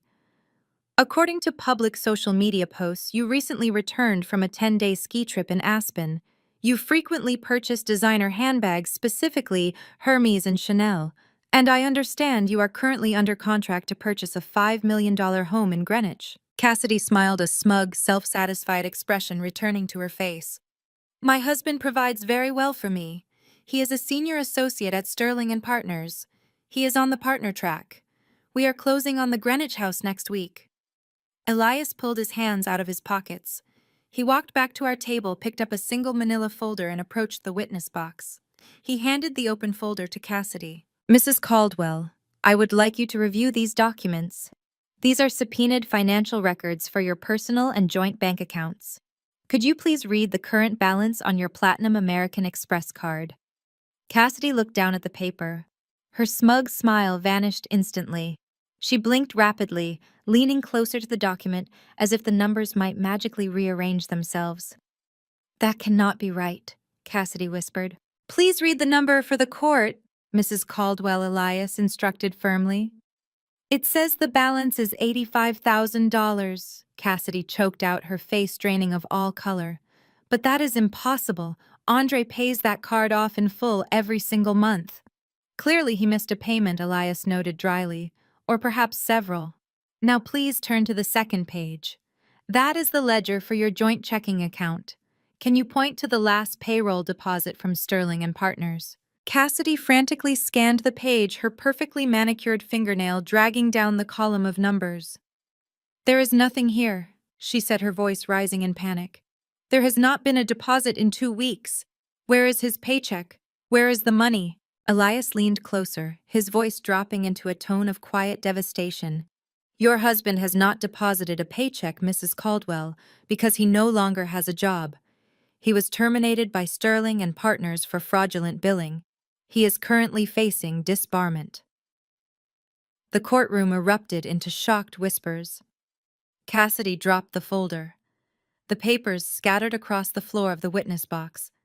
She gripped the microphone, her breath coming in ragged, audible gasps. "That is a lie," Cassidy shrieked, looking wildly around the room. Andre goes to work every day.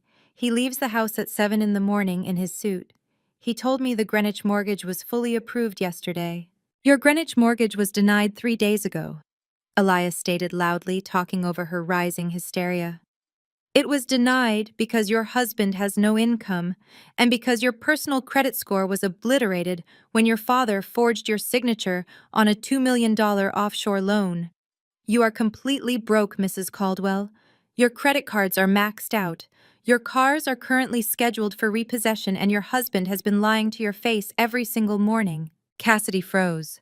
The absolute reality of her total destruction finally pierced through her manufactured bubble of privilege. She slowly turned her head, her wide, terrified eyes searching the gallery. She found Andre. He was standing up, edging his way toward the heavy wooden doors at the back of the courtroom. His face was slick with sweat, his eyes wide with the panicked guilt of a man who had just been caught in the ultimate lie. Andre, Cassidy screamed, her voice cracking with pure agony. Andre did not answer. He shoved the wooden doors open and sprinted out into the hallway, leaving his wife sobbing uncontrollably on the witness stand.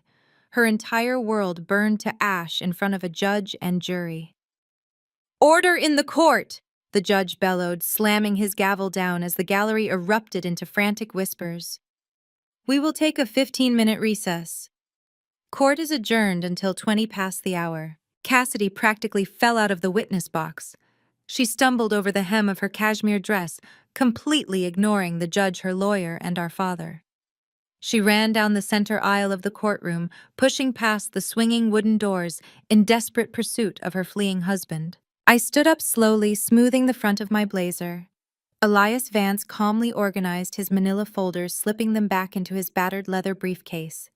He offered me a small, knowing nod. We walked out of the courtroom together, stepping into the expansive marble hallway of the courthouse. It did not take long to find them. Andre was cornered near the bank of elevators. He was jabbing the down button repeatedly with a shaking finger, desperate to escape the building before his wife reached him. He was too late. Cassidy caught him by the shoulder and spun him around. Her face was streaked with mascara. Her perfect blowout ruined her eyes wide with a frantic, terrifying clarity. "Tell me it is a lie!" Cassidy shrieked, her voice echoing sharply against the vaulted ceilings. "Tell me that pathetic lawyer is lying. Where is your paycheck, Andre? What happened to our house in Greenwich?" Andre looked around the hallway. Clerks, paralegals, and opposing counsel were all stopping to watch the spectacle. He reached out, trying to grab her hands to quiet her down. "Cassidy, please." "Not here. Keep your voice down. We will talk about this at home." "We do not have a home," she screamed, swatting his hands away, as if they burned her. "Is it true? Did they fire you?" Andre's shoulders slumped. The last remaining shred of his arrogant corporate armor dissolved, leaving behind a terrified, broken man. He could not look her in the eye. He stared at the marble floor, his voice cracking. "Yes, they fired me. The State Bar Association is auditing all my client files." Cassidy gasped, taking a physical step backward. Her hands flew to her mouth. "You lied to me. You put on a suit every single morning and told me you were going to the office. I bought custom furniture for the Greenwich estate yesterday.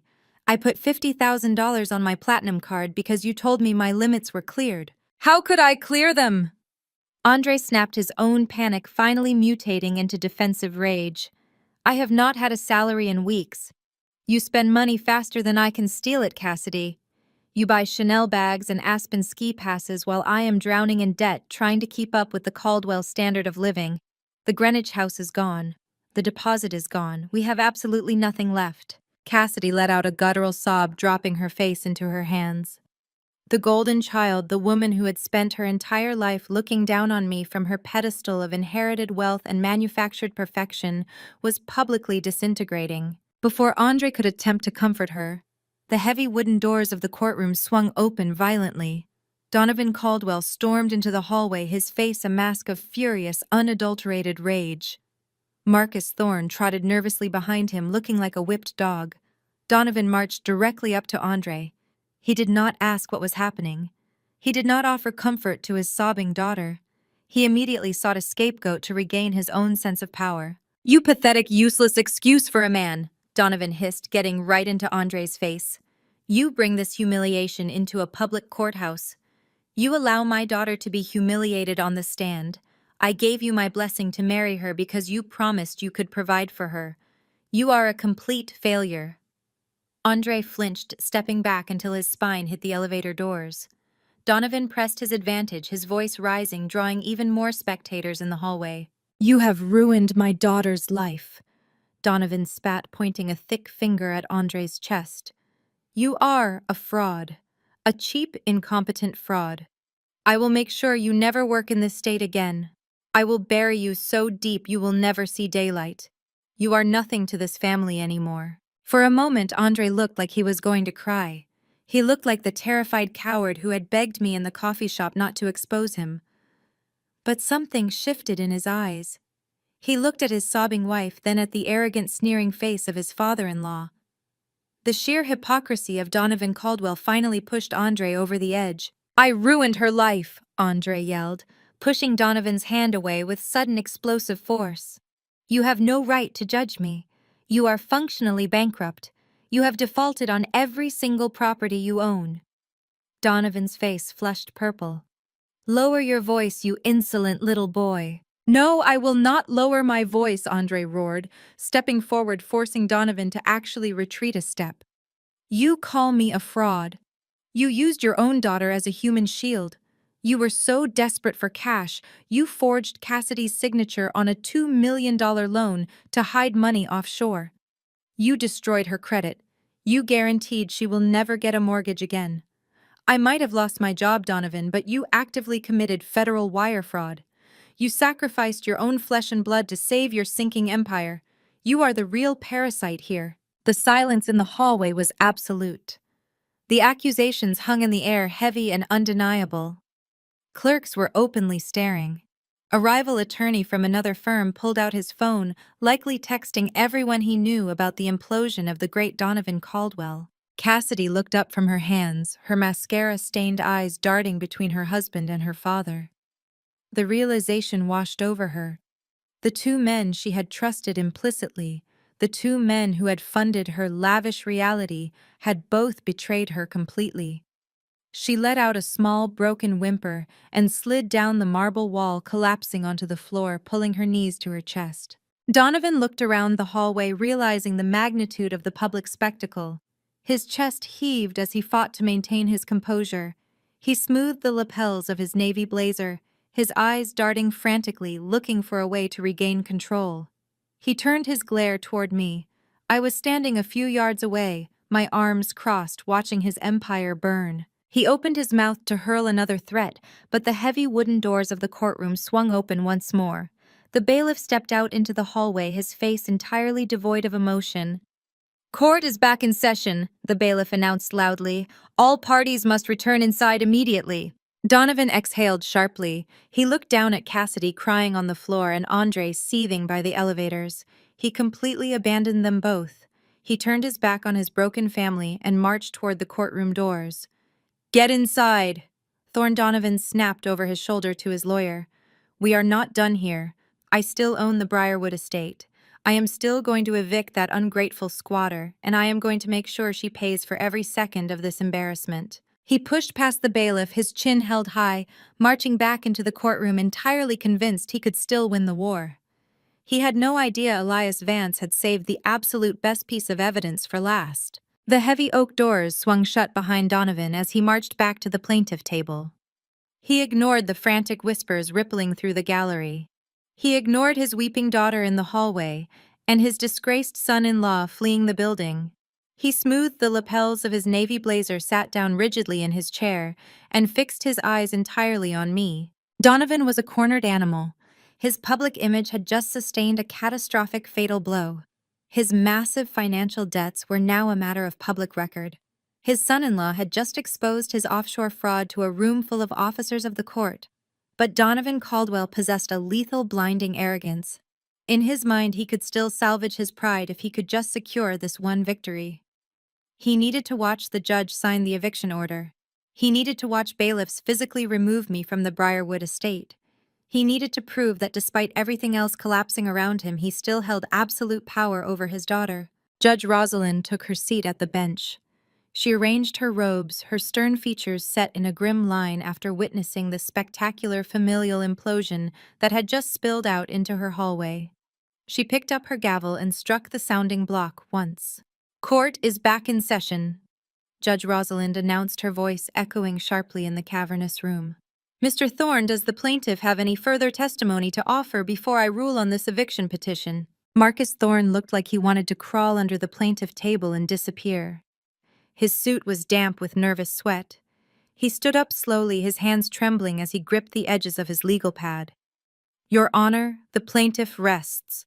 We believe the original deed submitted into evidence clearly establishes Mr. Caldwell as the sole owner of the Briarwood estate. The defense's claims regarding commercial debt have no bearing on his legal right to evict a non-paying tenant from his personal residence." Donovan could not help himself. Thorne's weak delivery was not enough to satisfy his bruised ego. He stood up, pushing his chair back with a loud scrape, and addressed the judge directly. "Your Honor, I am the victim here," Donovan declared, his booming voice filling the room with manufactured righteous indignation. "You have seen the circus my family has become. You have seen the disrespect I endure. I have given that girl everything. I sheltered her, I fed her, I put a roof over her head, while she sat in her room contributing absolutely nothing to society. She is a drain on my life and a menace to my household." He pointed a stiff accusatory finger at me. I sat perfectly still next to Elias, letting my father dig his own grave. "I own that estate," Donovan insisted, his face flushing with aggressive heat. "It is my property. I built it with my own two hands. Without me, she would be homeless. I am just trying to evict her so she learns a lesson.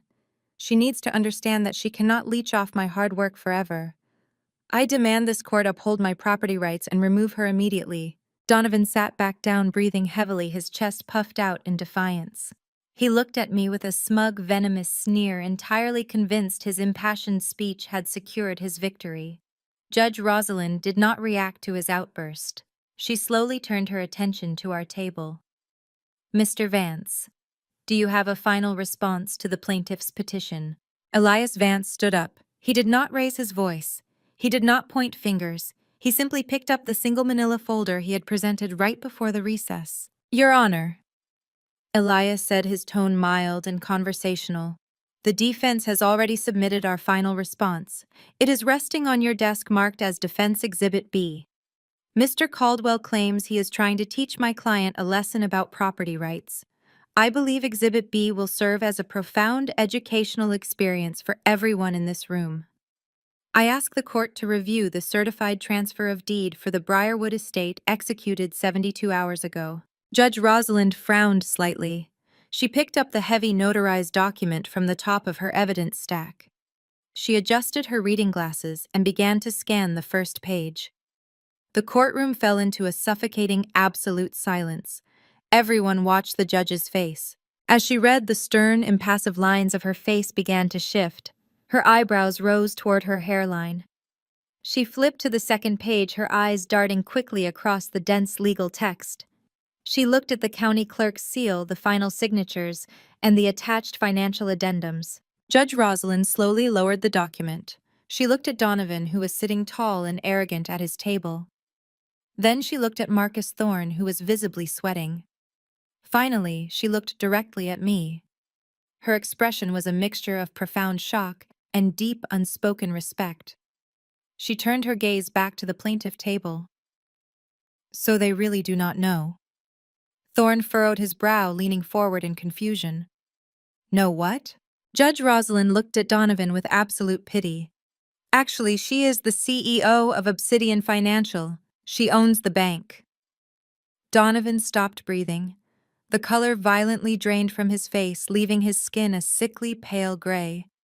He stared at the judge, his mouth opening and closing soundlessly, trying to force his brain to process the impossible words she had just spoken.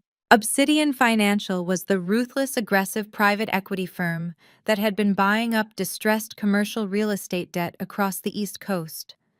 They were the anonymous corporate giant that had purchased all of Donovan's toxic loans from National Trust yesterday morning. Elias Vance stepped out from behind our table, projecting his voice so every single person in the gallery could hear the final crushing truth. "Allow me to clarify the mechanics for the plaintiff, Your Honor," Elias announced clearly. "For the past 3 years, my client has not been isolating herself in her room ordering packages. She has been quietly building a massive, highly leveraged financial acquisition firm. When Mr. Caldwell defaulted on his Stamford Plaza, his New Haven development, and his unsecured business loans, National Trust packaged that toxic debt and sold it to the highest bidder." Elias turned to look directly at my father. "Obsidian Financial bought your entire portfolio for pennies on the dollar, Mr. Caldwell. You were wildly over-leveraged. Because you used the Briarwood estate as collateral to secure your failing commercial projects, Obsidian Financial exercised its legal right to execute an immediate expedited foreclosure on the residential property to satisfy your outstanding corporate debts." Donovan gripped the edge of his table. His knuckles turned stark white. A low, strangled wheeze escaped his throat. "The transaction cleared the county clerk's office 3 days ago." Elias continued, driving the final nail into the coffin. "My client, Penelope Caldwell, as the sole owner and chief executive officer of Obsidian Financial, foreclosed on the Briarwood estate. She holds the new absolute title to the property." Elias turned back to Judge Rosalind. "Therefore, Your Honor, the plaintiff cannot evict my client. You cannot evict the landlord. In fact, Mr. Caldwell is currently trespassing on property owned by Obsidian Financial. We respectfully request this eviction petition be dismissed with prejudice, and we ask the court to formally recognize the new ownership of the estate." Donovan Caldwell sat paralyzed in his chair. The titan of real estate had been completely dismantled. The daughter he had mocked as a lazy parasite, the child he had tried to throw onto the street, had methodically bought his debt, seized his assets, and purchased the very ground beneath his feet. He did not own the shopping centers. He did not own the luxury office parks. He did not own the mansion he had built with his own 2 hands. He looked across the courtroom at me. His arrogant sneer was completely gone. His patriarchal fury had evaporated. There was nothing left in his eyes but hollow, absolute terror. I looked back at the man who had tormented me for my entire life, keeping my expression perfectly calm, and offered him a single polite smile. The lesson had finally been taught. Donovan stared down at the manila folder. His thick fingers gripped the edges of the paper so tightly his knuckles turned stark white under the harsh fluorescent lights of the courtroom. He opened his mouth, but the words seemed to catch in his throat, choking on the reality of the ink printed on the page. "Read it, Mr. Caldwell." Elias repeated, his voice echoing in the dead silence of the room. "Obsidian Financial LLC." Donovan finally spat out, practically throwing the document back onto the ledge of the witness stand, as if the paper itself had burned him. He turned his glare toward the judge, his face twisting into a mask of pure contempt. "Your Honor, this is an absolute farce. I have never heard of this company in my entire life. This is clearly some fraudulent shell corporation my daughter created to muddy the waters and delay these proceedings. It does not change the fact that I am a wealthy, respected developer and she is nothing but a squatter. My financial standing in this community is impeccable." I sat next to Elias at the defense table, keeping my face perfectly still. I watched the man who had tormented me for 3 decades puff out his chest, clinging desperately to the only thing he truly valued: his pride. He had spent his entire life crushing anyone who threatened his image, and he was fully prepared to lie under oath to maintain it. Elias Vance did not flinch. He simply picked up the document and slipped it back into his battered leather briefcase. Impeccable financial standing. "That is a very bold claim to make under oath, Mr. Caldwell. You testified earlier during your direct examination that my client was draining your resources. You just told this court that you are a wealthy developer. For the record, exactly how vast are these resources? How much are you currently worth?" "Objection!" Thorne barked, leaping up from the plaintiff's table. His chair scraped loudly against the floor. "My client's overall net worth is entirely irrelevant to a simple residential eviction proceeding. The plaintiff opened the door when he explicitly claimed financial hardship caused by my client. Elias countered smoothly, not even turning to look at Thorne. He testified that his resources were finite and that her dependence was the catalyst for this lawsuit. I am merely verifying the credibility of that specific hardship. Overruled, the judge stated, his stern features set in a grim line as he waved Thorne down. The witness will answer the question. Donovan adjusted his conservative navy blazer, jutting his chin out in a desperate bid to reclaim his patriarchal authority. He wanted to project absolute power. He needed the room to believe the grand illusion. I am a titan of commercial real estate in this state. Donovan boomed, his voice regaining its usual arrogant resonance, filling the cavernous room. I own shopping centers, office parks, and luxury residential developments from Hartford to Greenwich. My portfolio is bulletproof. My personal net worth is easily over $20 million. A collective murmur rippled through the gallery. Donovan soaked it in a smug, self-satisfied sneer pulling at the corners of his mouth. He actually believed his own mythology. He believed that if he said the number out loud with enough conviction, it would magically become true. Elias Vance nodded slowly, pacing in front of the jury box. $20 million, a formidable sum. Truly the mark of a titan. Let us take a closer look at that bulletproof portfolio, shall we? Elias walked back to our table and picked up a thick, heavily bound stack of papers. He carried them to the evidence podium and dropped them with a loud, heavy thud. The sound cracked like a gunshot, making my father flinch violently in the witness chair. I have here certified financial records, default notices, and final foreclosure warnings issued over the past 18 months, Elias said, his mild conversational demeanor vanishing entirely. He was replaced by a man operating with cold, surgical legal precision. Let us start with the Caldwell Plaza in Stamford. According to these certified bank records, you have not made a single mortgage payment on that commercial property in 11 months. Is that correct? Donovan's face flushed a deep mottled red. The color crept up his thick neck, clashing violently with his white shirt collar.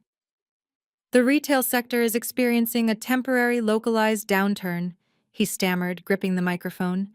It is a simple cash flow issue, standard business practice. And the luxury office park in New Haven, Elias pressed, pulling a fresh sheet of paper from the stack. The one you used as collateral to secure a high-interest business loan last year. The records show the primary lender initiated foreclosure proceedings 30 days ago due to chronic non-payment. Is that also standard business practice, Mr. Caldwell? I am restructuring that debt, Donovan shouted. The polished facade was cracking, allowing pure aggressive panic to seep into his voice. He pointed a shaking finger at my lawyer. You are twisting the facts to confuse the jury. Real estate is a game of leverage. You do not understand how these high-level corporate mechanics work. I understand basic arithmetic. Elias shot back, closing the distance to the witness stand.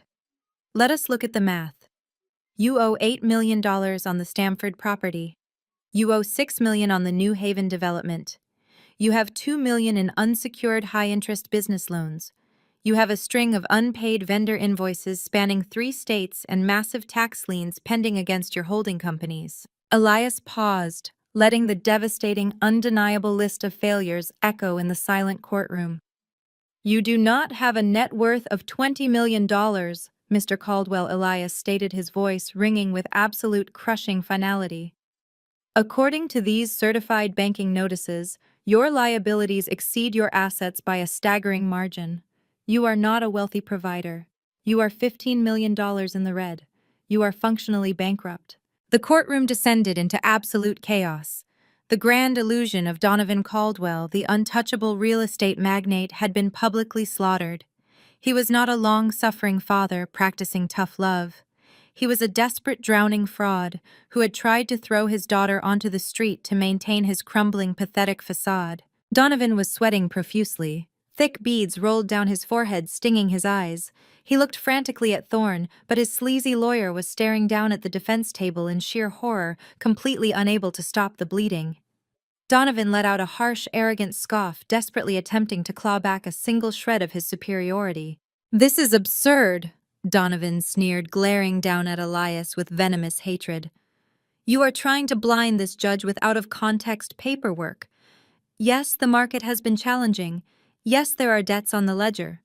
But I have personal relationships with my lenders. I am an institution in this community.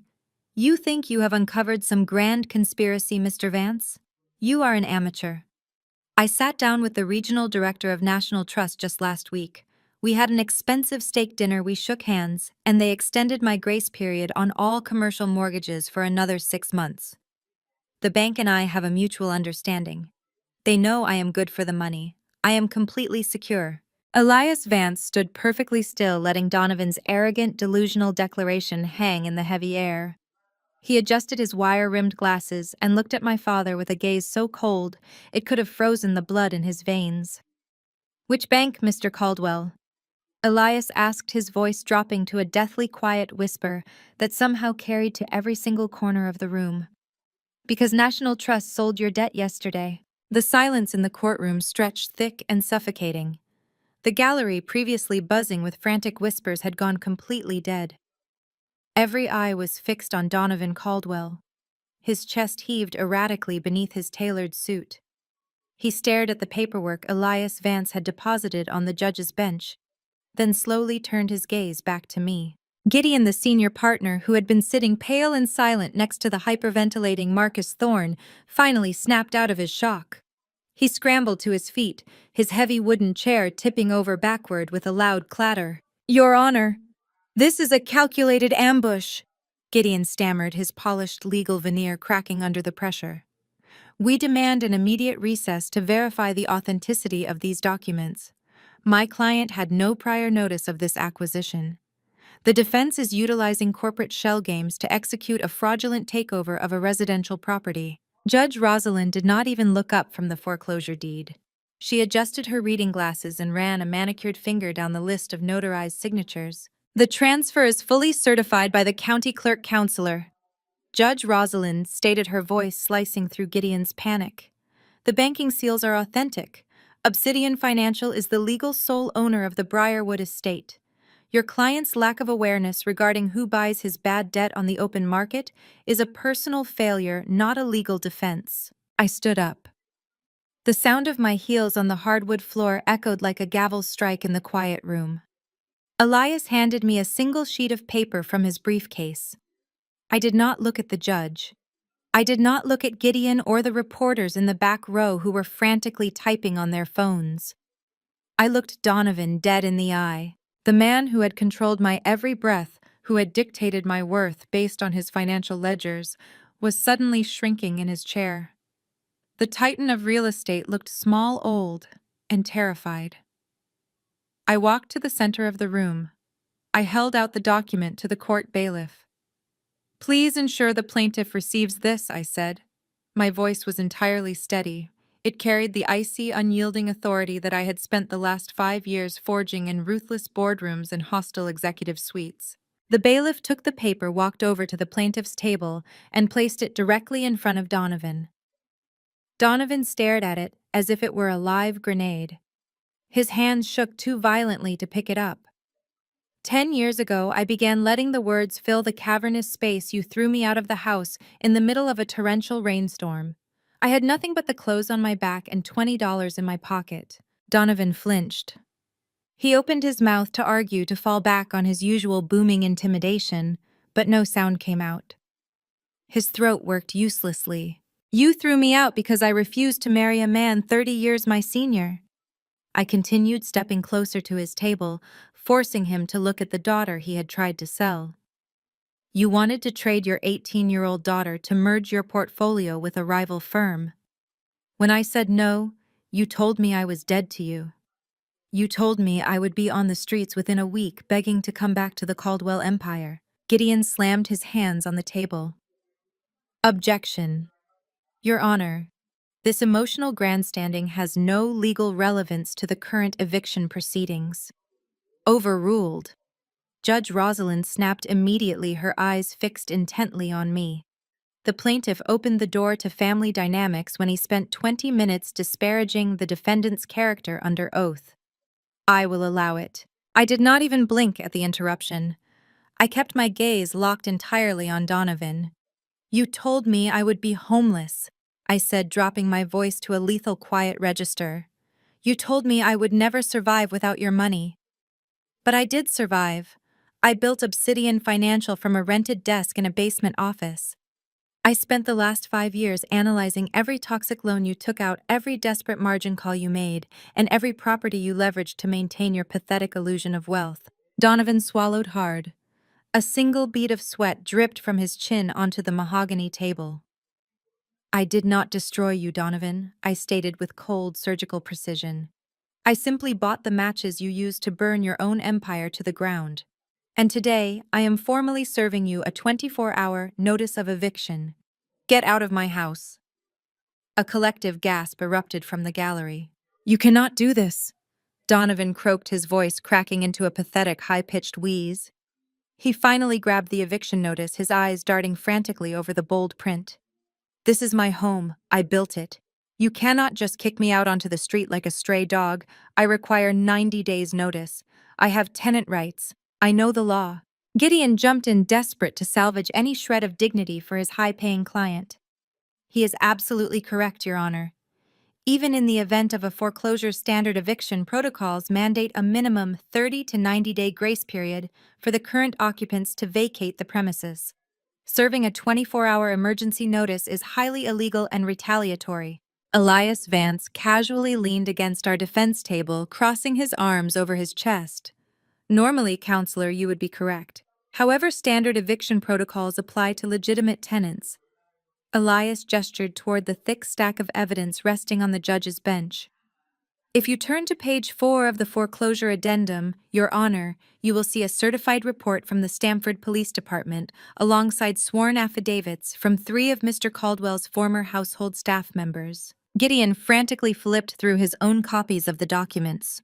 Donovan looked at his lawyer in blind panic, the remaining blood draining from his face. Those affidavits, Elias explained calmly, confirm that Mr. Caldwell has been actively attempting to illegally dismantle and sell off the property's fixtures.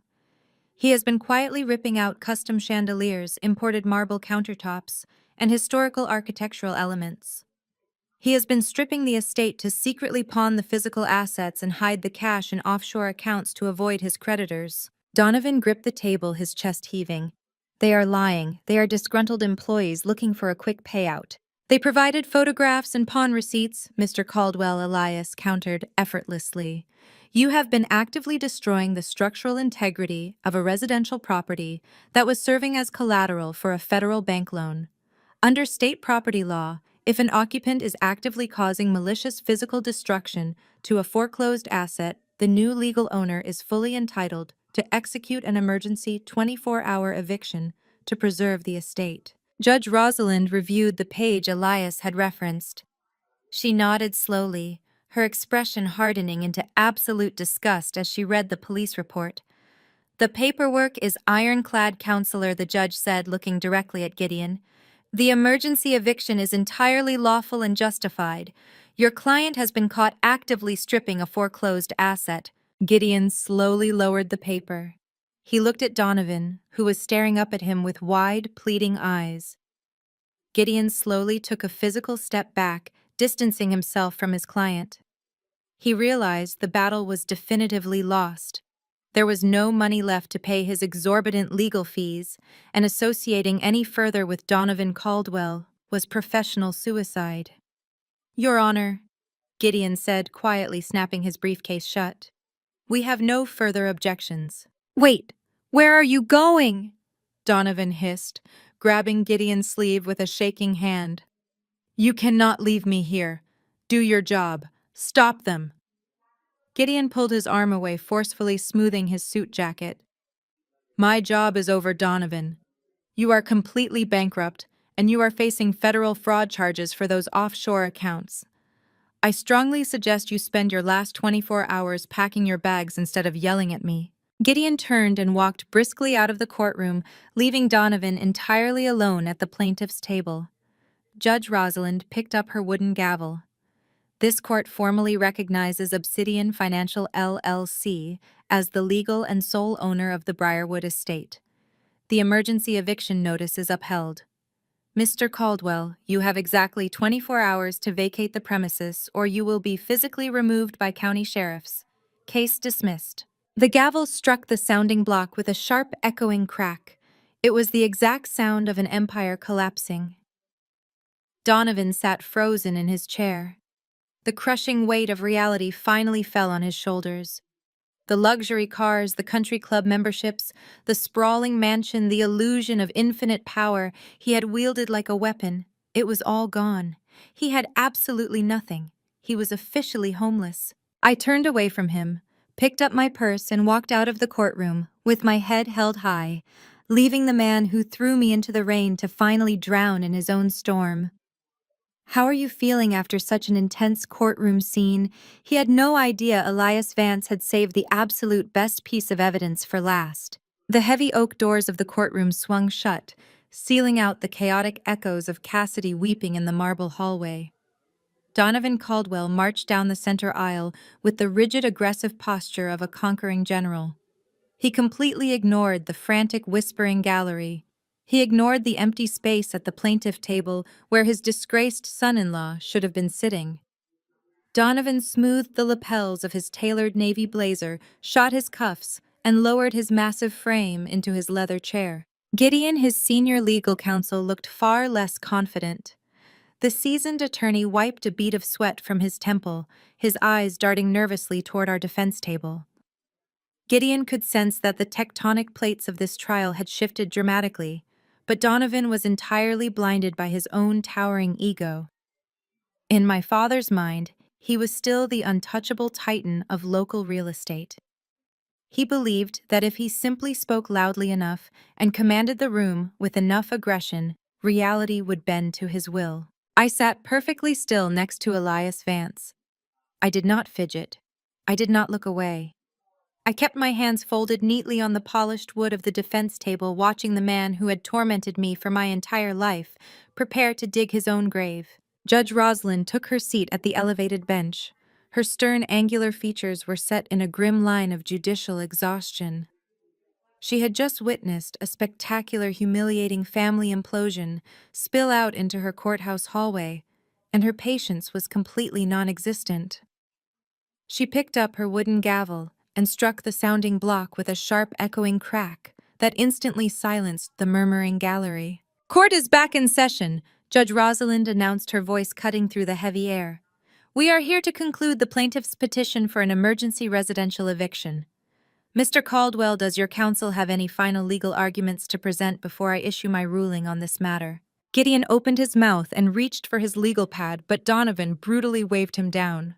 My father pushed his chair back with a loud, abrasive scrape against the floorboards and stood up to his full, intimidating height. He did not want his lawyer to speak for him. Donovan needed to perform.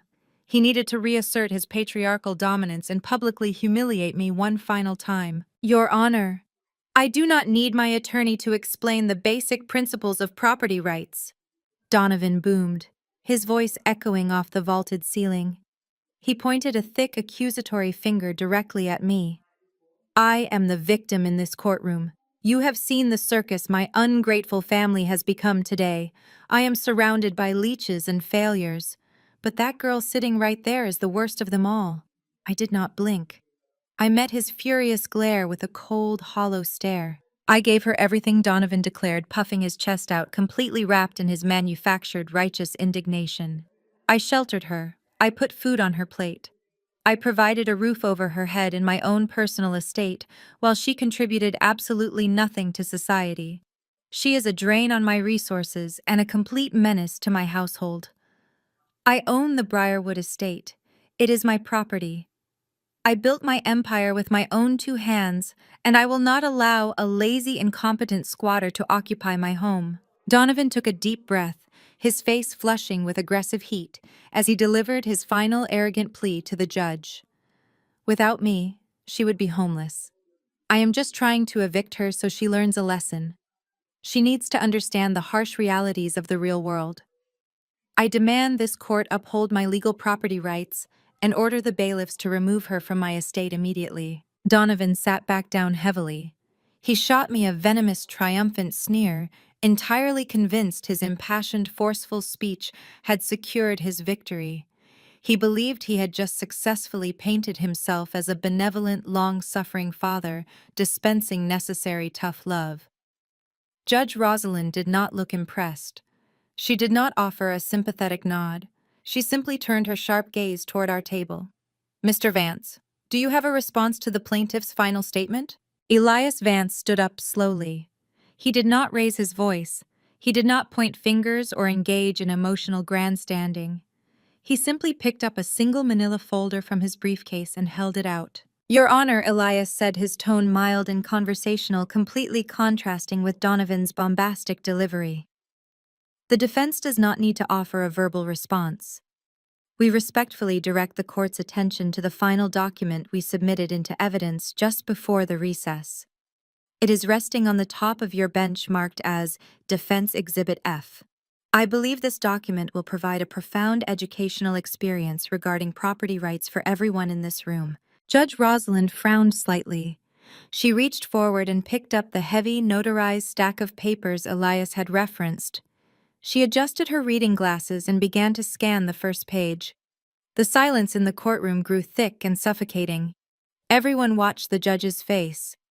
Gideon leaned forward, his brow furrowed in deep, anxious confusion. Donovan crossed his arms over his chest, his jaw set in stubborn defiance. As Judge Rosalind read the dense legal text, the stern, impassive lines of her face began to shift entirely. Her eyebrows rose toward her hairline.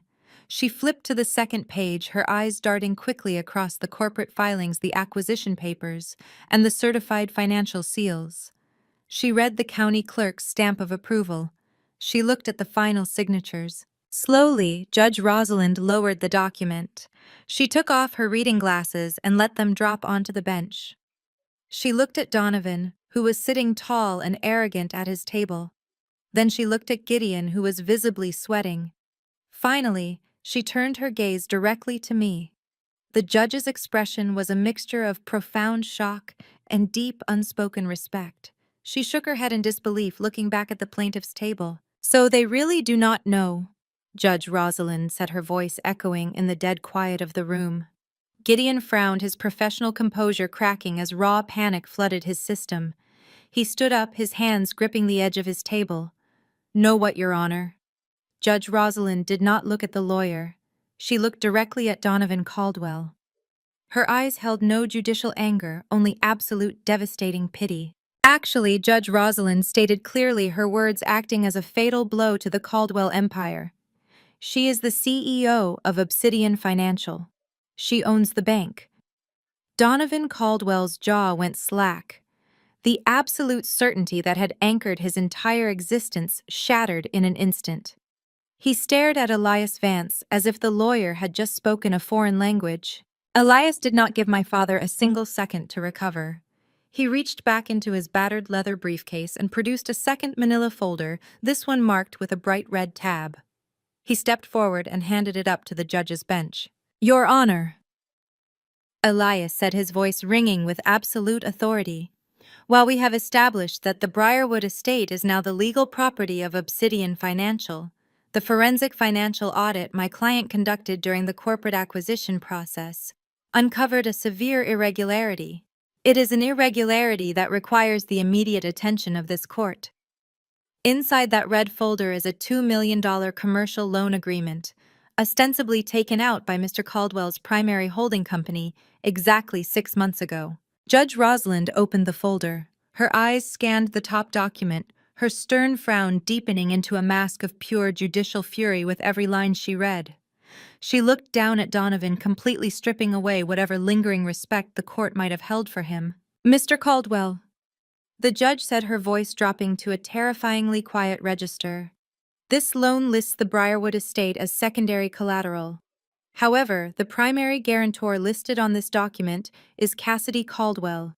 The signature at the bottom of this financial guarantee belongs to your daughter." Donovan's face flushed a dangerous mottled purple.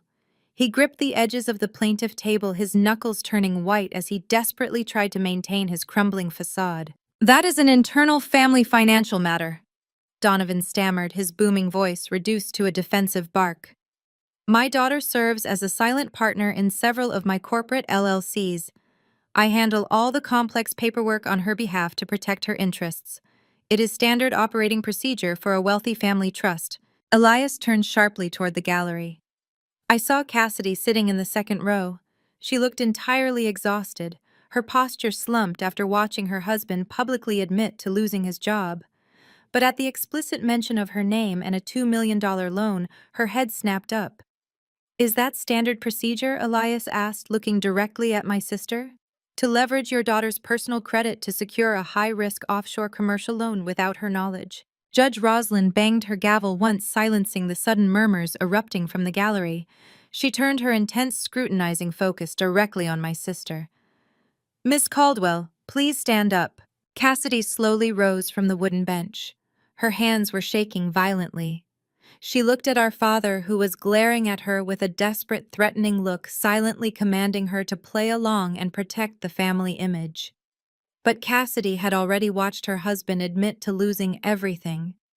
The grand illusion of the Caldwell empire was dead. Miss Caldwell, Judge Rosalind asked clearly, ensuring the court reporter captured every word. Did you formally authorize your father to place a $2 million lien against your name and personal credit 6 months ago? Cassidy looked at the heavily stamped document resting in the judge's hand. She looked at Donovan, who was practically vibrating with rage at the plaintiff table. Then the horrific reality of her ruined financial future finally hit her. She had $50,000 in credit card debt, a husband under federal audit, and a father who had secretly sold her future to save himself. No! Cassidy screamed, her voice echoing wildly across the open court. No! I never signed that document. I do not even know what an LLC is. He told me he was clearing my credit limits so I could buy the new custom furniture for my house. He lied to me. He forged my signature. Judge Rosalind's face hardened into stone. She looked down at Donovan, who was now visibly shrinking in his chair, completely trapped by his own hubris. Mr. Caldwell, the judge said, her tone laced with absolute disgust. This court is no longer dealing with a simple residential eviction or a standard property foreclosure. Forging a signature to secure a multi-million-dollar commercial loan across state lines is wire fraud. It is a severe federal offense. Donovan tried to speak, but no words came out. He opened and closed his mouth, resembling a suffocating fish on a dry dock. Judge Rosalind turned abruptly to the court stenographer. Madam Clerk, I want the full transcripts of today's proceedings along with Defense Exhibits B and F, sealed and forwarded immediately to the District Attorney's Office for federal review. Donovan let out a strangled, breathless wheeze.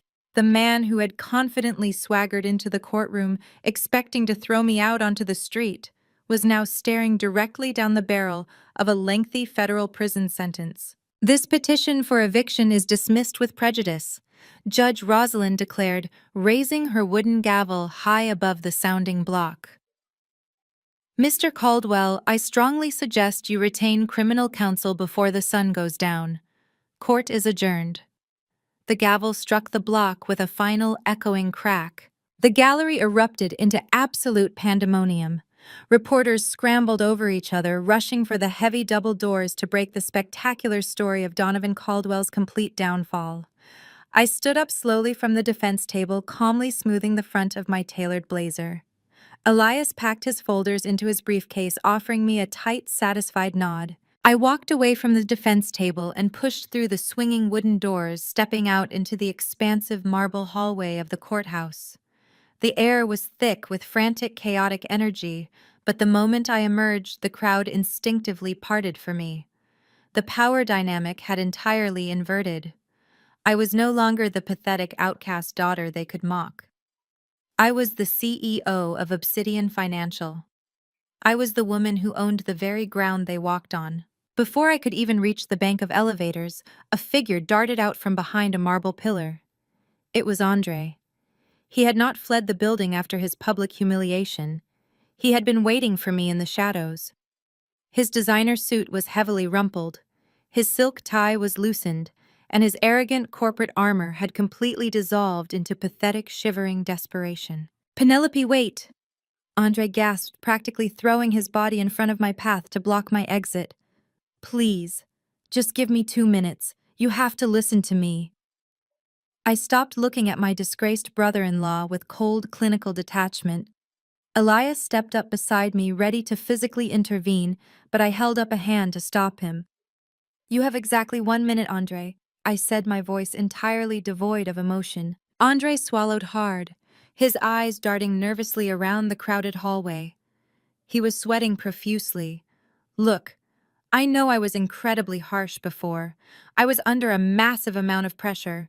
But you are the CEO of Obsidian Financial. You own the bank. You have the absolute power to fix this. My law firm is auditing me because of your father's toxic accounts. If you just call them, if you just vouch for my character, or transition the Obsidian legal accounts to my desk, they will reinstate me today. You know I am a brilliant lawyer. I can work for your firm. I will do whatever you want. I stared at him, letting the sheer, unadulterated audacity of his request hang heavy in the air. You want me to employ the man who spent the last 3 years calling me a parasite to my face. Andre wiped his wet forehead frantically. He leaned in closer, his voice dropping to a desperate whining pitch. He was completely willing to abandon his family to save his own skin. It was not my fault, Penelope, Andre pleaded, shaking his head rapidly. It was Cassidy. She forced me into this. She demanded the massive Greenwich estate. She demanded the Chanel bags and the luxury sports cars. She spends money faster than any human being can legally process it. She is a financial black hole. She forced me to cut corners and hide your father's fraud just to keep up with her insane, impossible standard of living. I am a victim of her greed. I had to do it to survive her demands. Andre was so focused on begging for his professional life that he did not notice the heavy wooden doors of the courtroom swing open behind him. He did not see Cassidy step out into the hallway. Her face was pale, her makeup was ruined, and her eyes were burning with a fresh, violent fury. She had heard every single word her husband had just spoken. Cassidy marched across the marble floor. She did not scream. She did not cry. She walked directly up behind Andre, grabbed the shoulder of his expensive suit, and spun him around to face her. Before Andre could even register her presence, Cassidy swung her arm back and slapped him across the face with absolutely everything she had. The sound of the slap cracked like a whip, echoing sharply down the vaulted marble hallway. Andre stumbled backward, crying out in pain and clutching his rapidly reddening cheek in pure shock. Bystanders gasped instantly, pulling out their phones to record the violent public disintegration of the Caldwell marriage. You cowardly, pathetic little worm, Cassidy hissed, her voice shaking with absolute unfiltered disgust. You blame me for your crimes. You lied to me for months. You let my father ruin my credit and steal my future, and now you are begging my sister for a job while throwing me under the bus in a public courthouse. We are completely finished, Andre. I am filing for divorce today. Andre stood paralyzed, trapped between the furious wife he had just betrayed and the powerful sister-in-law he had spent years abusing. He looked back at me, his eyes wide and pleading desperately, hoping for a final lifeline. I did not feel a single ounce of pity. I looked at the chaotic, miserable spectacle of my family destroying each other in the hallway. They were entirely consumed by the toxic greed they had worshipped their entire lives, and they were finally paying the price. I stepped around Andre, completely ignoring his outstretched, shaking hand. I stepped past Cassidy, who was glaring at her husband with undisguised loathing. I walked purposefully toward the bank of elevators, pulling my phone from my blazer pocket. I dialed the direct number for my head of private security. The line connected immediately. Send the tactical detail to the Briarwood estate, I commanded, my voice carrying clearly over the frantic noise of the hallway. Secure the entire perimeter and change every single lock on the property. We are executing a full repossession tomorrow morning at exactly 8 o'clock. If anyone named Caldwell is still inside that house when you arrive, you have my full authorization to physically remove them. I slipped my phone back into my pocket, stepped into the waiting elevator, and watched the metal doors slide shut on my former family. Exactly 24 hours later, my driver turned the wheel of my sleek black SUV, navigating onto the long, winding driveway of the Briarwood estate. 2 local sheriff cruisers drove ahead of us, their blue and red lights flashing silently in the crisp morning air. Behind my vehicle, a convoy of heavy-moving trucks bearing the sharp obsidian black logo of my firm followed closely in a synchronized line. The towering wrought iron gates, which had once been locked to keep me out in the freezing rain, were now firmly propped open by the deputies. The loud crunch of heavy tires rolling over the imported gravel sounded like a steady drumroll announcing the final devastating act of the Caldwell Empire. I stepped out of the SUV and buttoned my tailored coat. The scene unfolding on the pristine manicured lawn was a masterpiece of absolute degrading panic. The grand mahogany front doors of the mansion were thrown wide open. Inside the vaulted marble foyer, the illusion of untouchable wealth had completely dissolved into frantic desperation. Donovan and Cassidy were sprinting back and forth across the foyer like trapped animals. They were not carefully packing their belongings into luxury leather trunks.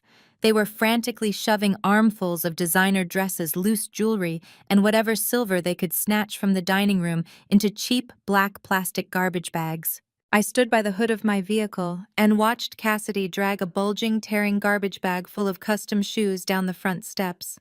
Her hair was a tangled mess. She was wearing sweatpants and a stained designer hoodie, a far cry from the polished, arrogant heiress who had sneered at me in the courtroom yesterday. She was crying hysterically, tripping over the heavy plastic bag as she tried to haul it toward the edge of the property line. Before Cassidy could even reach the driveway, the deep guttural roar of a diesel engine echoed through the estate. A heavy-duty commercial tow truck backed aggressively up the driveway, bypassing the sheriff cruisers and heading straight for the massive four-car garage. Cassidy dropped her garbage bag. Her eyes went wide with fresh horror as two men in high-visibility vests jumped out of the truck and immediately began hooking thick steel chains to the front axle of her pristine custom white Mercedes. "Stop!" Cassidy shrieked, her voice cracking as she sprinted across the gravel. "Get your hands off my car. You cannot take my vehicle. Do you have any idea who I am?" The lead repossession agent did not even flinch. He casually pulled a clipboard from his jacket and held it up to block her flailing hands. "I do not care who you are, lady," the agent said, his voice dripping with blue-collar indifference. "I care that the primary leaseholder, Andre Vance, stopped making payments on this vehicle 4 months ago. The bank called the note this morning. The car belongs to the dealership now. Step back or I will have the sheriffs arrest you for interfering with a lawful repossession." Cassidy froze. The reality of her husband's absolute financial betrayal washed over her. Andre had not just hidden her father's toxic debt. He had completely drained their personal accounts to cover his tracks, leaving her with absolutely nothing. Cassidy sank to the ground right there on the driveway, wrapping her arms around her knees and sobbing uncontrollably as the tow truck hoisted her ultimate status symbol into the air and hauled it away. While Cassidy wept on the gravel, the lead sheriff walked purposefully up the grand stone steps of the estate. He pulled a heavy staple gun from his belt and physically tacked the bright yellow notice of eviction directly onto the center of the custom mahogany front door. "Mr. Caldwell, the sheriff," announced, his voice booming over the property. "This estate is now under the legal possession of Obsidian Financial. You have exactly 10 minutes to clear the property boundary with whatever you can carry. After 10 minutes, my deputies will physically escort you off the premises, and you will be arrested for trespassing if you return." Donovan stood frozen in the center of the marble foyer. A black garbage bag filled with silk suits slipped from his thick fingers and hit the floor with a dull thud. He looked at the bright yellow paper pinned to his front door. He looked out at his weeping daughter on the driveway. Then he looked at the fleet of moving trucks idling on his lawn, ready to erase every trace of his existence. The reality of his situation finally broke him. The federal fraud charges were pending. His corporate accounts were entirely frozen by the government. His creditors had seized every remaining asset he possessed. He had no cash, no leverage, and no friends left to call. Donovan stumbled forward. He walked out of the massive front doors and slowly descended the stone steps. His breathing was shallow and erratic. The commanding posture of the fierce real estate titan had vanished entirely, replaced by the hunched, trembling frame of a broken old man. He crossed the gravel driveway, walking directly toward where I stood, leaning against my SUV. My security detail instantly stepped forward to intercept him, but I raised a single finger, silently commanding them to hold their position. Donovan stopped 3 feet in front of me. He looked at my polished shoes, then up at my face. He did not see a scared teenager standing in the rain anymore. He saw the architect of his total destruction. His legs gave out. Donovan Caldwell collapsed onto the sharp gravel, dropping heavily to his knees right in front of me. Penelope Donovan rasped his voice, a pathetic, wet whisper. Please, I am begging you. The feds took my accounts. My cards are declining. I do not even have enough cash to rent a motel room tonight. I have nowhere to go. I am your father. You cannot leave me to die on the street. Please, Penelope, just give me one of the guest houses. Let me stay in the pool house. I will do anything. I looked down at the man who had ordered me to beg. I looked at the gravel biting into his knees. I let the silence stretch for a long, agonizing moment, ensuring he felt the full, crushing weight of his absolute surrender. I let the silence stretch for a long, agonizing moment, ensuring he felt the full, crushing weight of his absolute surrender. The morning wind whipped across the manicured lawns of the Briarwood estate, rustling the bare branches of the ancient oak trees and carrying the sharp, bitter scent of incoming frost. The flashing red and blue lights from the sheriff cruisers cast rhythmic, harsh shadows across Donovan Caldwell's face. His tailored suit pants were ruined, ground into the damp dirt and sharp stones of the driveway. His hands, usually busy pointing fingers or slamming gavels on boardroom tables, lay limp at his sides. I looked down at him, feeling absolutely nothing. There was no triumph, no rush of adrenaline, and certainly no pity. There was only the clinical satisfaction of watching a long overdue equation finally balance itself out. Penelope, please, Donovan whimpered, his voice cracking violently. The sound was pathetic, entirely devoid of the booming patriarchal authority he had wielded like a club my entire life. You are my daughter. I am your father. You have to listen to me. We are blood. He tried to reach out, his trembling fingers grazing the hem of my cashmere coat. I took a single, deliberate step backward. The crunch of my heel on the gravel sounded louder than a gunshot. He flinched, pulling his hand back as if he had been burned. Do not touch me, I stated, my voice dropping to a deathly quiet register that forced him to strain to hear it. You lost the right to call yourself my father 10 years ago. Donovan shook his head frantically, his jowls trembling.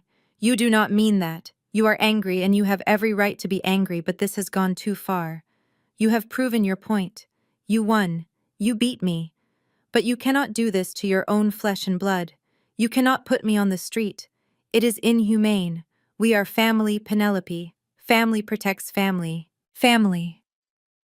I repeated, testing the word on my tongue as if it were a foreign concept.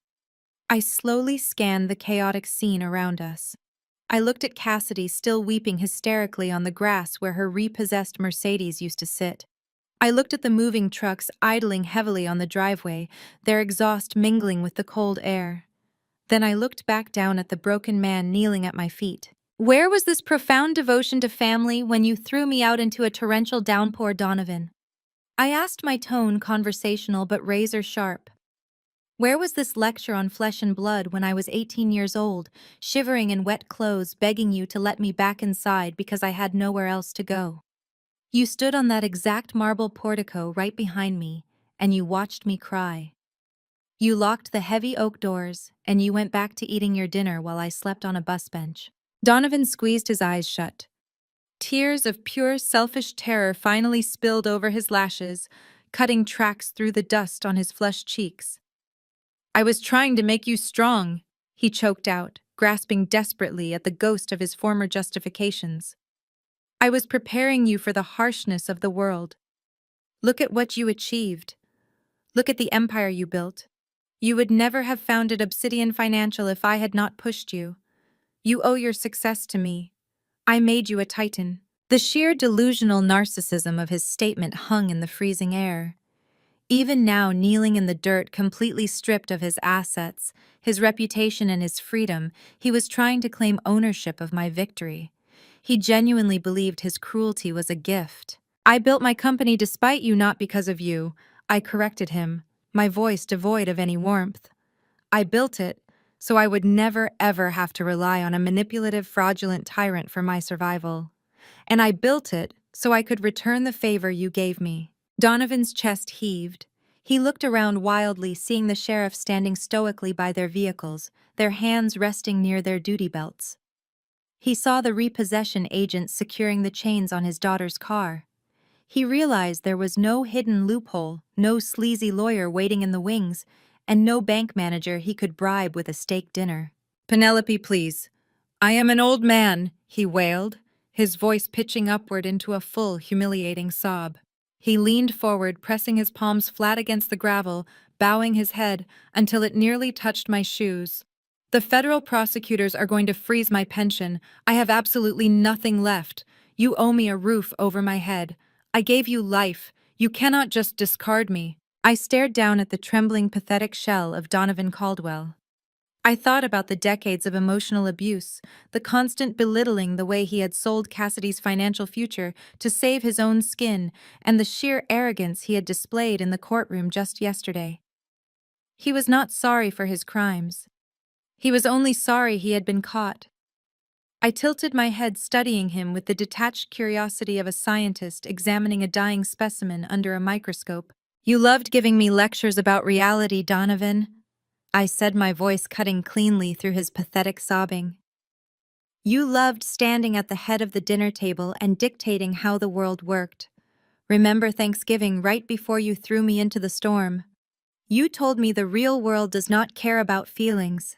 You told me that in the real world, weakness is punished and incompetence is evicted." Donovan looked up at me, his face twisted in absolute horror. He knew exactly what was coming. "Well, here is your final lesson," I stated, delivering the words with crushing, unapologetic finality. "In the real world, 64-year-old men who commit fraud do not get to live in $4 million estates. I will lend you $500 for a U-Haul." Donovan gasped, his mouth hanging open in silent, suffocating shock. The absolute finality of my statement struck him like a physical blow. The last tiny ember of hope in his eyes extinguished entirely, leaving behind nothing but the dark, terrifying reality of his ruined life. I did not wait for his response. I turned my head and caught the eye of the lead sheriff standing near the portico. I gave him a single sharp nod. "Time is up, Mr. Caldwell," the lead sheriff barked, stepping forward with heavy, purposeful strides. Two bulky deputies flanked him, marching directly toward where my father knelt in the gravel. "No, wait!" Donovan screamed, his voice shattering into a hysterical shriek as the deputies grabbed him roughly by the arms. "You cannot do this. This is my house. I built this estate. I am Donovan Caldwell. Get your hands off me." The deputies hauled his massive frame effortlessly to his feet. He thrashed wildly, his expensive suit tearing at the shoulder seam as he desperately tried to break free. He kicked at the gravel, his polished leather shoes slipping uselessly as they dragged him backward toward the iron gates. "Penelope, you cannot do this. I am your father." Donovan howled, his screams echoing off the stone facade of the mansion, disturbing a flock of crows resting in the bare trees. I completely ignored his pleas. I turned my back on the chaotic, humiliating spectacle. I walked past Cassidy, who was still curled in a miserable ball on the grass, unable to even look up as her father was physically thrown off the property. I walked up the wide, sweeping stone steps of the estate. I reached the top of the portico and stepped through the grand mahogany doors. The cavernous marble foyer stretched out before me, quiet, pristine, and entirely empty. The air inside smelled of expensive wax and total silence. I stood in the center of the grand entryway, letting the profound stillness of my new home wash over me. Outside, Donovan's frantic, desperate screams grew fainter as the sheriffs pushed him past the property line. I reached out and pulled the heavy oak doors shut. They closed with a solid, echoing thud, sealing away the past forever. 3 months later. The bitter, freezing winter that had marked the end of the Caldwell Empire had finally surrendered to a bright, vibrant spring. I stood in the center of the expansive Briarwood living room, adjusting the diamond clasp on my wrist. Across the room, a massive flat-screen television played the local evening news. The volume was low, but the bright red breaking news banner flashing urgently across the bottom of the screen was impossible to miss. Donovan Caldwell. The disgraced former real estate tycoon was sitting at a defense table wearing a shapeless, bright orange jumpsuit. The reporter's voice was crisp, clinical, and completely devoid of the reverence Donovan used to command. She was detailing the unsealing of a staggering 90-page federal indictment. The charges included systemic wire fraud, international money laundering, and interstate financial manipulation. The judge had labeled him an extreme flight risk and denied bail entirely. The man who once believed he owned the city, who had confidently forged his own daughter's signature to fuel his insatiable greed, was now a federal inmate staring down a mandatory 20-year sentence in a maximum security prison. The broadcast seamlessly transitioned to a shaky paparazzi-style cell phone video of Cassidy and Andre leaving a downtown family courthouse. It was a vicious, poverty-stricken spectacle that almost defied belief. Cassidy was screaming wildly at Andre on the public sidewalk. Her face was devoid of her signature flawless makeup, and her custom Chanel wardrobe had been replaced by faded generic sweatpants. She was currently living in a cramped 200-square-foot studio apartment above a noisy laundromat, surviving by attempting to sell her remaining heavily scuffed designer shoes on internet auction sites. Andre looked gaunt, terrified, and utterly defeated. He was clutching a battered synthetic leather briefcase. Following his public humiliation and the federal audit of his accounts, his prestigious law firm had fired him instantly. Disbarred and disgraced, he was now working 40 hours a week, reviewing mundane documents in a miserable, windowless basement office just to afford his basic rent. Their divorce had become a legendary toxic bloodbath in the local tabloids. They had absolutely zero assets left to split, no luxury cars to fight over, and no mansions to claim. Instead, they were spending their miserable days fighting savagely over who would assume the suffocating millions of dollars in combined debt they had racked up. They were drowning in the exact financial ruin they had tried to force onto me. I picked up the silver remote and clicked the television screen to black. I did not feel a single ounce of pity. I did not feel a shred of remorse. They had dug their own graves with their greed, and now they were lying in them. I turned my attention away from the ghosts of the past and looked at the vibrant, beating heart of the present. Briarwood Estate was completely unrecognizable. I had spent the last 90 days methodically stripping the mansion of Donovan's oppressive, dark, heavy influence. The suffocating, arrogant oil paintings of old men and the intimidating mahogany antiques had been sold at auction or hauled directly to the landfill. The walls were now painted in bright, welcoming, luminous tones. The massive crystal chandeliers illuminated a space filled with warmth, life, and genuine purpose. Tonight was the inaugural charity gala for the Obsidian Financial Women's Initiative. I had purposely transformed the ultimate symbol of my father's toxic, fragile ego into a fortress of empowerment. We were raising critical funds to provide immediate legal representation and emergency capital for women escaping domestic and familial financial abuse. We were helping vulnerable women break the chains of hidden debt, forged signatures, and financially controlling partners. We were giving them the exact lifeline, the exact strategic weapon that I had been forced to build for myself from scratch. Elias Vance walked into the room holding 2 crystal flutes of vintage champagne. He handed one to me, offering a warm, deeply respectful smile. "The grand ballroom is completely packed, Penelope," Elias said, his voice echoing over the beautiful distant hum of a live string quartet. "The mayor is here. The governor just arrived, and our initial silent auction has already raised over $4 million. You completely rewrote the history of this estate in a single night." I accepted the champagne, offering Elias a nod of profound gratitude. I walked gracefully through the grand dining hall, acknowledging the bright smiles and respectful nods from powerful investors, brilliant legal minds, and brave survivors who now had a voice. I was no longer the discarded, pathetic daughter begging for a place at the table.